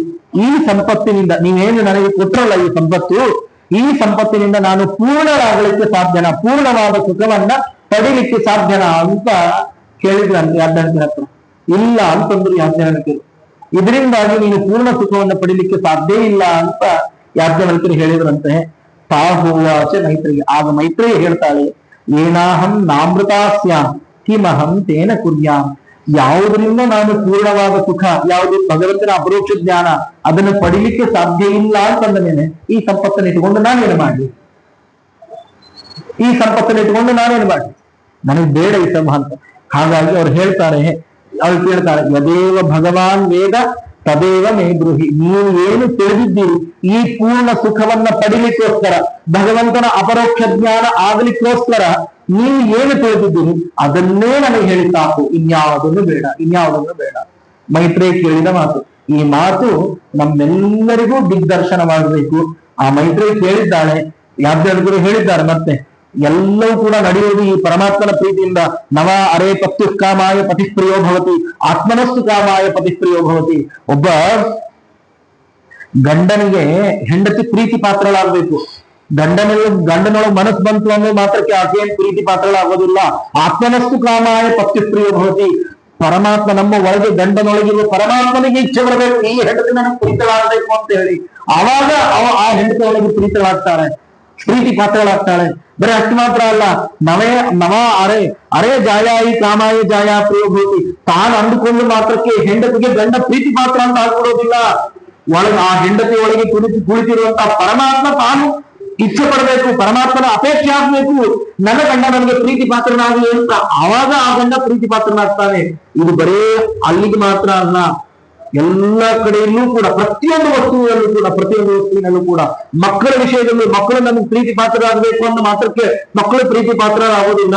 ಆ ಮಕ್ಕಳೊಳಗಿರುವ ಪರಮಾತ್ಮ ಇಚ್ಛೆ ಪಡಬೇಕು, ನಾವು ಅವರಿಗೆ ಪ್ರೀತರಾಗಬೇಕು ಅಂತ ಹೇಳಿ ಆಗ ನಮಗೆ ಆ ಮಕ್ಕಳು ಪ್ರೀತಿ ಪಾತ್ರರಾಗ್ತಾರೆ, ನಮಗೆ ಅವರ ಮೇಲೆ ಅಪೇಕ್ಷೆ ಹುಟ್ಟುತ್ತೆ. ಹೀಗೆ ಪ್ರತಿಯೊಂದು ವಸ್ತುವಿನ ಮೇಲೂ ಕೂಡ ಹೀಗೆ ಪರಮಾತ್ಮನ ಇಚ್ಛೆ ಇತ್ತು ಅದು ನಿಮಗೆ ಒದಗತ್ತೆ, ಇಲ್ಲದೆ ಹೋದ್ರೆ ಅದು ಯಾವುದು ಕೂಡ ಒದಗೋದಿಲ್ಲ ಅನ್ನುವಂತಹ ದಿವ್ಯವಾದ ಸಂದೇಶವನ್ನ ಯಾಜ್ಞವಲ್ಕ್ಯರು ನಮಗೆ ಕೊಟ್ಟಿದ್ದಾರೆ. ಅಸತೋಮ ಸದ್ಗಮಯ, ಅಸತ್ತಿನಿಂದ ಸತ್ತಿನ ಕಡೆಗೆ, ಯಾವುದು ಸುಳ್ಳು ಮಿಥ್ಯಾ ಪ್ರಪಂಚ ಏನಿದೆ ಅಂದ್ರೆ ನಮಗೆ ಮೂರು ಆಮಿಷಗಳಿಗೆ ಒಳಪಡಿಸುವಂತಹ ಈ ಪ್ರಪಂಚದಿಂದಾಗಿ ಸತ್ತು ಯಾವಾಗಲೂ ಏಕಪ್ರಕಾರನಾಗಿರುವಂತಹ ಪರಮಾತ್ಮನ ಹತ್ರ ನಾವೆಲ್ಲ ಹೋಗಬೇಕು. ಮೃತ್ಯುರ್ಮ ಅಮೃತಂಗಮಯ, ಸಾವಿನ ದವಡೆಯಿಂದಾಗಿ ನಾವು ಅಮೃತದತ್ತ ಅಂದ್ರೆ ಮೋಕ್ಷದತ್ತ ಹೋಗಬೇಕು. ಈ ಸಂಸಾರ ಬಂಧನದಿಂದಾಗಿ ಮೋಕ್ಷದತ್ತ ಹೋಗ್ಬೇಕು ಅನ್ನುವಂತಹ ದಿವ್ಯವಾದ ಸಂದೇಶವನ್ನ ಈ ಉಪನಿಷತ್ತು ಕೊಟ್ಟಿದೆ. ಈ ಉಪನಿಷತ್ತಿನ ಮುಖಾಂತರ ಯಾಜ್ಞವಲ್ಕ್ಯರು ನಮ್ಗೆ ಅದನ್ನೆಲ್ಲವನ್ನೂ ಕೂಡ ತಿಳಿಸಿಕೊಟ್ಟಿದ್ದಾರೆ. ನಾವು ಆ ಭಗವಂತನ ಹತ್ರ ಪ್ರಾರ್ಥನೆ ಮಾಡಬೇಕು. ಈಶಾಸು ಉಪನಿಷತ್ತು ಹೇಳಿದ ಹಾಗೆ ಅಗ್ನೇನಯ ಸುಪಥ ರಾಯೇ ಅಸ್ಮಾನ್ ವಿಶ್ವಾನಿ ದೇವ ವಯುನಾನಿ ವಿದ್ವಾನ್. ಹೇ ಸ್ವಾಮಿ, ಅಗ್ನೇ ಅಗಾನ್, ಯಾವುದು ಅಗ್ರತ್ವಾತ್ ಅಗ್ನಿರಾಮಾಸು, ಪರಮಾತ್ಮ ಅಗ್ನಿ. ಯಾಕೆ? ಎಲ್ಲರಿಗಿಂತಲೂ ಉತ್ತಮ ಸರ್ವೋತ್ತಮ ಆದ್ರಿಂದಾಗಿ ಪರಮಾತ್ಮನಿಗೆ ಅಗ್ನಿ ಅಂತ ಹೆಸರು. ಬರೀ ಅಷ್ಟು ಮಾತ್ರ ಅಲ್ಲ, ಅಗಾನ್ ನಗತು ಇದು ಅಗ್ನಿ, ಚಲಿಸದ ವಸ್ತುಗಳನ್ನ ಚಲಿಸುವಂತೆ ಮಾಡುವವರು ಪರಮಾತ್ಮ. ಆದ್ರಿಂದಾಗಿ ಆ ಪರಮಾತ್ಮಗೆ ಅಗ್ನಿ ಅಂತ ಹೆಸರಿದೆ. ಅಂತಹ ಹೇ ಅಗ್ನೇ, ಹೇ ಅಗ್ನಿ ನಾಮಕನಾದ ಪರಮಾತ್ಮ ನಯ ನಮ್ಮನ್ನು ಕರ್ಕೊಂಡು ಎಲ್ಲಿಗೆ? ವಯುನ ಅಗ್ನೇ ರಾಯೇ ಆತ್ಮಾನ್, ಯಾವುದು ದಿವ್ಯವಾದ ಸಂಪತ್ತು, ಎಂದೂ ಮುಗಿಸಲಾಗದ ಸಂಪತ್ತು ಯಾವುದಿದೆಯೋ ಆ ಸಂಪತ್ತಿನ ಹತ್ರ ನಮಗೆ ಕರೆದುಕೊಂಡು ಹೋಗು. ಬರೀ ಅಷ್ಟು ಮಾತ್ರ ಅಲ್ಲ, ವಯುನಾನಿ, ನಮಗೆ ಜ್ಞಾನವನ್ನ ಕೊಟ್ಟು ಅನುಗ್ರಹ ಮಾಡಿ. ವಯುನಂ ಜ್ಞಾನಂ, ವಯುನ ಅಂತ ಹೇಳಿದ್ರೆ ಜ್ಞಾನ ಅಂತ ಅರ್ಥ. ಆ ಜ್ಞಾನವನ್ನಿಟ್ಟು ನಮ್ಮನ್ನು ಅನುಗ್ರಹ ಮಾಡು ಅಂತ ಆ ಭಗವಂತನ ಹತ್ರ ಈಶಾಸೋಪನಿಷತ್ತು ಸ್ವಯಂಭೂಮನು ಅದೇ ರೀತಿಯಾಗಿ ಯಾಜ್ಞವಲ್ಕ್ಯರು ಪ್ರಾರ್ಥನೆ ಮಾಡಿದ್ದಾರೆ. ನಾವೆಲ್ಲರೂ ಕೂಡ ಈ ಇಷ್ಟು ದಿವಸಗಳ ಕಾಲ 30 ದಿವಸ ಹೆಚ್ಚು ಕಡಿಮೆ ಎಲ್ಲ ಬಿಟ್ಟು ಬಂದು ಇಲ್ಲಿ ತನಕನೂ ಕೂಡ ಪ್ರತಿನಿತ್ಯ ಸಂಜೆ ಹೊತ್ತಿಗೆ ಆ ಪ್ರದೋಷ ಕಾಲದೊಳಗೆ ಆ ಭಗವಂತನ ದಿವ್ಯವಾದ ಒಂದೊಂದು ವಿಷಯಗಳ ಪುಣ್ಯ ಕಥಾಶ್ರವಣವನ್ನು ನೀವೆಲ್ಲ ಮಾಡಿದ್ದೀರಿ. ನಿನ್ನೆ ದಿವಸ ಪುರುಷೋತ್ತಮ ಹೋಮ, ಅನ್ನ ಸಂತರ್ಪಣೆ, ಅನ್ನದಾನಾದಿಗಳು ಎಲ್ಲವೂ ಕೂಡ ನಡೆದಿದ್ದಾವೆ. ಇದೆಲ್ಲರಿಗಿಂತಲೂ ದೊಡ್ಡ ಕೆಲಸ ಏನಂತ ಹೇಳಿದ್ರೆ ಯೋಗದ ತತ್ವ ದುರ್ಲಭ ಅಂತ ಒಂದು ಮಾತಿದೆ. ಅಮಂತ್ರ ಅಕ್ಷರಂ ನಾಸ್ತಿ, ನಾಸ್ತಿ ಮೂಲಂ ಅನೌಷಧಂ, ಅಯೋಗ್ಯ ಪುರುಷೋ ನಾಸ್ತಿ, ಯೋಗದ ತತ್ರ ದುರ್ಲಭ ಅಂತ. ಈ ಪ್ರಪಂಚದೊಳಗೆ ಅಯೋಗ್ಯವಾದ ಪದಾರ್ಥ ಅಂತ ಯಾವುದೂ ಇಲ್ಲೇ ಇಲ್ಲ ಅಂತ. ಅಮಂತ್ರ, ಮಂತ್ರವಾಗದ ಅಕ್ಷರವಿಲ್ಲ. ಯಾವ ಅಕ್ಷರವನ್ನು ಹಿಡ್ಕೊಂಡ್ರು ಒಂದಲ್ಲ ಒಂದು ಮಂತ್ರ ಇದೆ. ಆಮೇಲೆ ನಾಸ್ತಿ ಮೂಲಂ ಅನೌಷಧಂ, ಪ್ರತಿಯೊಂದು ಗಿಡಮೂಲಿಕೆಗಳು ಕೂಡ ಔಷಧವೇ. ಆದ್ರೆ ಯಾವ್ದಕ್ಕೆ ಯಾವ ಔಷಧ ಏನು ಅನ್ನುವ ಪರಿಜ್ಞಾನ ನಮಗಿಲ್ಲ. ಈ ಮಂತ್ರವನ್ನು ಈ ಔಷಧವನ್ನು ಸೇರಿಸಿ ಮಾಡ್ಬೇಕಲ್ಲ, ಒಂದು ಔಷಧಿಯನ್ನು ತಯಾರು ಮಾಡ್ಬೇಕಲ್ಲ ಒಬ್ಬ ಪುರುಷ. ಆಯ್ತಾ? ಆ ಪುರುಷ ಅಯೋಗ್ಯನಾದಂತಹ ಪುರುಷ ಈ ಪ್ರಪಂಚದಲ್ಲಿ ಯಾರೂ ಇಲ್ಲ. ಆದ್ರೆ ಆ ಮಾಡುವಂತಹ ಪುರುಷನನ್ನು ಈ ಔಷಧಿ ಸಸ್ಯಗಳನ್ನು ತಿಳಿದು ಅದಕ್ಕೆ ಬೇಕಾದ ಮಂತ್ರಗಳನ್ನು ಸೇರಿಸೋನಿದಾನಲ್ಲ, ಅವನು ಈ ಪ್ರಪಂಚದೊಳಗೆ ದುರ್ಲಭ ಅಂತ. ಯಾಕೆ ಅಂತ ಹೇಳಿದ್ರೆ ನೀವೆಲ್ಲರೂ ಇದ್ದೀರಿ, ದೇವಸ್ಥಾನ ಇದೆ, ಮತ್ತೊಂದಿದೆ, ಎಲ್ಲವೂ ಇದೆ. ಆದ್ರೆ ಈ ಉಪನ್ಯಾಸ ಮಾಲಿನ್ಯ ಇತ್ಯಾದಿಗಳು ಈ ಕಾರ್ಯಗಳನ್ನು ಮಾಡಬೇಕಲ್ಲ, ಆ ಯೋಜನೆ ಸುಮ್ಮನೆ ಆಗುವಂತದ್ದಲ್ಲ. ಹಾಗಾಗಿ ಇಂತಹ ಒಂದು ಅಮೋಘವಾದ ಕಾರ್ಯವನ್ನ ಎಲ್ಲರೂ ಕೂಡ ಈ ಸಮಿತಿಯ ವತಿಯಿಂದಾಗಿ ಎಲ್ಲರೂ ಕೂಡ ನೆರವೇರಿಸಿದ್ದೀರಿ. ವಿಶೇಷವಾದ ಜ್ಞಾನಕಾರಿ ಆಗಬೇಕು ಅಂತ ನಮ್ಮ ತಿಮ್ಮರಾವ್ ಆನಂದಯ್ಯವರು ಬಹಳ ದೊಡ್ಡ ಪ್ರಯತ್ನ ಪಟ್ಟಿದ್ದಾರೆ. ಅದೇ ರೀತಿಯಾಗಿ ಅವರಿಗೆ ಸಪೋರ್ಟಿವ್ ಆಗಿ ಅನೇಕ ಜನ ಇಲ್ಲಿ ಸೇವಾ ಎಲ್ಲ ಸೇರಿದ್ದೀರಿ. ಅವರೆಲ್ಲರೂ ಕೂಡ ಈ ಜ್ಞಾನವನ್ನ ಪರಮಾತ್ಮ ಕರುಣಿಸಿ ಅಂತ ಪ್ರಾರ್ಥನೆ ಮಾಡ್ತಾ, ಅದೇ ರೀತಿಯಾಗಿ ನಾನು ಹೇಳಿದ್ದೇನೆ ನಿನ್ನೆ ದಿವಸ ಹೇಗಿದೆ ಈ ವೇದ ನಾವು ಅಧ್ಯಯನ ಮಾಡದೆ ಹೋದ್ರೆ ನಮಗೆ ಆಗುವಂತಹ ಲೋಪದೋಷಗಳು ಏನು, ನಮ್ಮ ಅಪರಾಧ ಏನು ಅಂತ ನಿನ್ನೆ ದಿವಸ ನಾನು ಪ್ರಸ್ತುತಪಡಿಸಿದ್ದೇನೆ. ಹಾಗಾಗಿ ಒಂದು ವಿಷಯವನ್ನು ಇವತ್ತು ನಾನು ಎತ್ತಬೇಕು. ಏನು ಅಂತಂದ್ರೆ ಇಷ್ಟು ದಿನ ಶುಕ್ರವಾರ ಅಧ್ಯಯನ ನಮ್ಮಲ್ಲಿ ಬಹಳ ಕೊರತೆ ಇತ್ತು ವಾಸ್ತವ. ನಾವು ಯಾವುದೇ ರಾಜ್ಯಗಳಿಗೆ ಅನುಸರಿಸಿ ಹೋಗಬೇಕಾದ ಪ್ರಸಂಗ ಇತ್ತು. ಆದ್ರೆ ಇವತ್ತು ಪರಿಸ್ಥಿತಿ ಆಗಿಲ್ಲ. ನಮ್ಮ ಬೆಂಗಳೂರಿನ ಪೂರ್ಣ ಪ್ರಜ್ಞೆ ವಿದ್ಯಾಪೀಠದಲ್ಲಿ ಇದೇ ವಿಜಯಧ್ವಜದ ಮೂಲ ಶಾಖೆ ಬೆಂಗಳೂರು ವಿಜಯಧ್ವಜ ವಿದ್ಯಾಪೀಠದ್ದು ಈ ವರ್ಷದಿಂದಾಗಿ ಶುಕ್ರವಾರದಿಂದ ಮೂಲ ಪಾಠ ಶುರುವಾಗಿದೆ. ಅದರ ಸದುಪಯೋಗವನ್ನು ನಿಮ್ಮ ಮಕ್ಕಳನ್ನು ನೀವು ಏನೇ ಕಲಿಸಬೇಕು ಅಂತ ಹೇಳಿದ್ರೆ ಖಂಡಿತವಾಗ್ಲೂ ವಿದ್ಯಾಪೀಠಕ್ಕೆ ಒಂದು ದಿವ್ಯವಾದಂತಹ ದೊಡ್ಡ ಅವಕಾಶವನ್ನ ದೇವರು ಮಾಡಿಕೊಟ್ಟಿದ್ದಾರೆ. ಅಂತಹ ಅವಕಾಶವನ್ನ ಎಲ್ಲರೂ ಕೂಡ ಸದುಪಯೋಗ ಪಡಿಸ್ಕೊಳ್ಳೋಣ ಅಂತ ಹೇಳ್ತಾ, ಎಲ್ಲ ಕೇಳಿದಂತಹ ಈ ಮೊದಲು ಆಯೋಜನೆ ಮಾಡಿದಂತಹ ಎಲ್ಲ ಈ ದೇವಸ್ಥಾನದ ವೃಂದಕ್ಕೂ ಕೂಡ ಎಲ್ಲ ಯುವ ತಂಡಕ್ಕೆ ಹಾಗೆ ಹಿರಿಯರಿಗೆ ಮಾರ್ಗದರ್ಶನ ಮಾಡಿದ್ದೀರ ಅಧ್ಯಕ್ಷರು ಎಲ್ಲ ಪದಾಧಿಕಾರಿಗಳಿಗೂ ಕೂಡ ಪೂರ್ವಕವಾದ ಧನ್ಯವಾದಗಳನ್ನ. ಅದೇ ರೀತಿಯಾಗಿ ಅವರೆಲ್ಲ ಮಾಡ್ತಾರೆ ಮಾಡ್ಬೇಕು ಅಂತ ಹೇಳಿದ್ರೆ ನೀವೆಲ್ಲ ಇರಬೇಕು, ನೀವೆಲ್ಲ ಏನು ಮಾಡಲಿಕ್ಕಾಗೋದಿಲ್ಲ. ಹಾಗಾಗಿ ಇಷ್ಟು ದಿನಗಳ ಕಾಲ ನಿರಂತರ ಈ 30 ದಿವಸಗಳ ದೊಡ್ಡ ವಿಷಯ ಇದೆ. ಯಾಕೆ ಸಾಮಾನ್ಯ ಒಂದು ದೊಡ್ಡ ನಗರದೊಳಗೆ 30 ದಿನ ಮಾಡ್ತೀವಿ, ಯಾರು ಬರೋದಿಲ್ಲ ಅಂತಂದ್ರೆ ಯಾರು ಬರೋದಿಲ್ಲ. ಎಷ್ಟು ತಾಲೂಕುಗಳಿದ್ದಾವೆ ನಮ್ಮ ಕರ್ನಾಟಕ? ಸುಮಾರು ಒಂದು ಹೆಚ್ಚು ಕಡಿಮೆ ಏನಂದ್ರೆ ಒಂದು 200 ತನಕ ತಾಲೂಕುಗಳು ನಮ್ಮ ಕರ್ನಾಟಕದಲ್ಲಿದ್ದಾವೆ. ಯಾವ ಊರೊಳಗೆ ಇಷ್ಟು 30 ದಿನಗಳ ತನಕ ನಿರಂತರವಾಗಿ ಜ್ಞಾನ ಕಾರ್ಯ ಆಗುತ್ತೆ? ಬೆರಳಿಕೆ ಕೆಲವು ಊರುಗಳಲ್ಲಿ ಮಾತ್ರ. ಬಹುಶಃ ನನಗೆ ಗೊತ್ತಿರೋದು 2 ಊರು, ಒಂದು ಇದೊಂದು ಇನ್ನೊಂದು ಸಿರುಗುಪ್ಪ ಬಿಟ್ರೆ ಇನ್ನೆಲ್ಲ ನಿರಂತರ 30 ದಿವಸಗಳಲ್ಲಿ ಆಗಿದ್ದು ನಾನು ಕೇಳೇ ಇಲ್ಲ. ಸುಮ್ಮನೆ ಅಧಿಕ ಮಾಸ ಕಾರ್ಯಕ್ರಮ ಅಂತ ಯಾವುದೋ ಒಂದು ದಿನ ಅಥವಾ ಒಂದು 4-5 ದಿನ ವಿಶೇಷ ಮಾಡ್ತಾರೆ ಅನ್ನೋದು ಅಷ್ಟೇ ಹೊರತು ಇನ್ನು ನಿರಂತರವಾಗಿ ಜ್ಞಾನ ಕಾರ್ಯಗಳು ಆಗೋದಿಲ್ಲ. ಎಲ್ಲದಕ್ಕಿಂತ ಹೆಚ್ಚು ನಿರಂತರವಾಗಿ ಇಷ್ಟು ಜನ ಬರಬೇಕು, ಅದು ದೊಡ್ಡ ವಿಷಯ. ಎಲ್ಲವನ್ನು ಕೂಡ ನೀವೆಲ್ಲ ಮಾಡಿದ್ದೀರಿ. ಹಾಗಾಗಿ ಎಲ್ಲ ಶ್ರೋತೃ ವರ್ಗಕ್ಕೂ ಇಲ್ಲಿರುವಂತಹ ಎಲ್ಲ ಪದಾಧಿಕಾರಿ ವರ್ಗಕ್ಕೂ ಎಲ್ಲ ಹಿರಿಯರಿಗೂ ಕೂಡ ಆ ಭಗವಂತನ ಸನ್ನಿಧಾನದೊಳಗೆ ಈ ಅಷ್ಟೂ ದಿವಸದ ಜ್ಞಾನ ಕಾರ್ಯಗಳನ್ನ ಆ ಭಗವಂತನ ಪ್ರೇರಣೆಯಿಂದ ಆಗಿದೆ. ಅದೆಲ್ಲವನ್ನು ಕೂಡ ಆ ಪರಮಾತ್ಮನ ನಮ್ಮೆಲ್ಲರ ಅಂತರ್ಯಾಮಿಯಾದಂತಹ ಎಲ್ಲ ಸಕಲ ತತ್ವಾಭಿಮಾನಿಗಳಾದಂತಹ ಆ ದೇವತೆಗಳ ಅಂತರ್ಯಾಮಿಯಾಗಿ ಭಾರತೀಯ ಮುಖ್ಯ ಪ್ರಾಣನ ಅಂತರ್ಯಾಮಿಯಾದಂತಹ ಭಗವಂತನ ಪದ್ಮಿನಿ ಪುರುಷೋತ್ತಮಾಭಿನ್ನನಾಗಿರುವಂತಹ ಎಲ್ಲರ ಬಿಂಬ ರೀತಿಯಾಗಿರುವಂತಹ ಪರಮಾತ್ಮ ಅವರೆಲ್ಲರಿಗೂ ಅಭಿನ್ನನಾದಂತಹ ಆ ಮಧ್ವಪತಿ ಗೋಪಾಲಕೃಷ್ಣರಲ್ಲಿ ಆ 2 ವಾಕುಸುಮಗಳನ್ನ ಇಷ್ಟು ದಿನ ಆದಂತಹ ಎಲ್ಲ ಆ ಉಪನ್ಯಾಸ ಮಾಲಿಕೆಯನ್ನ ಭಗವಂತನ ಪಾದಪದ್ಮಗಳಲ್ಲಿ ಸಮರ್ಪಣೆ ಮಾಡ್ತಾ ಇದ್ದೇವೆ. ಶ್ರೀಕೃಷ್ಣಾರ್ಪಣಮಸ್ತು.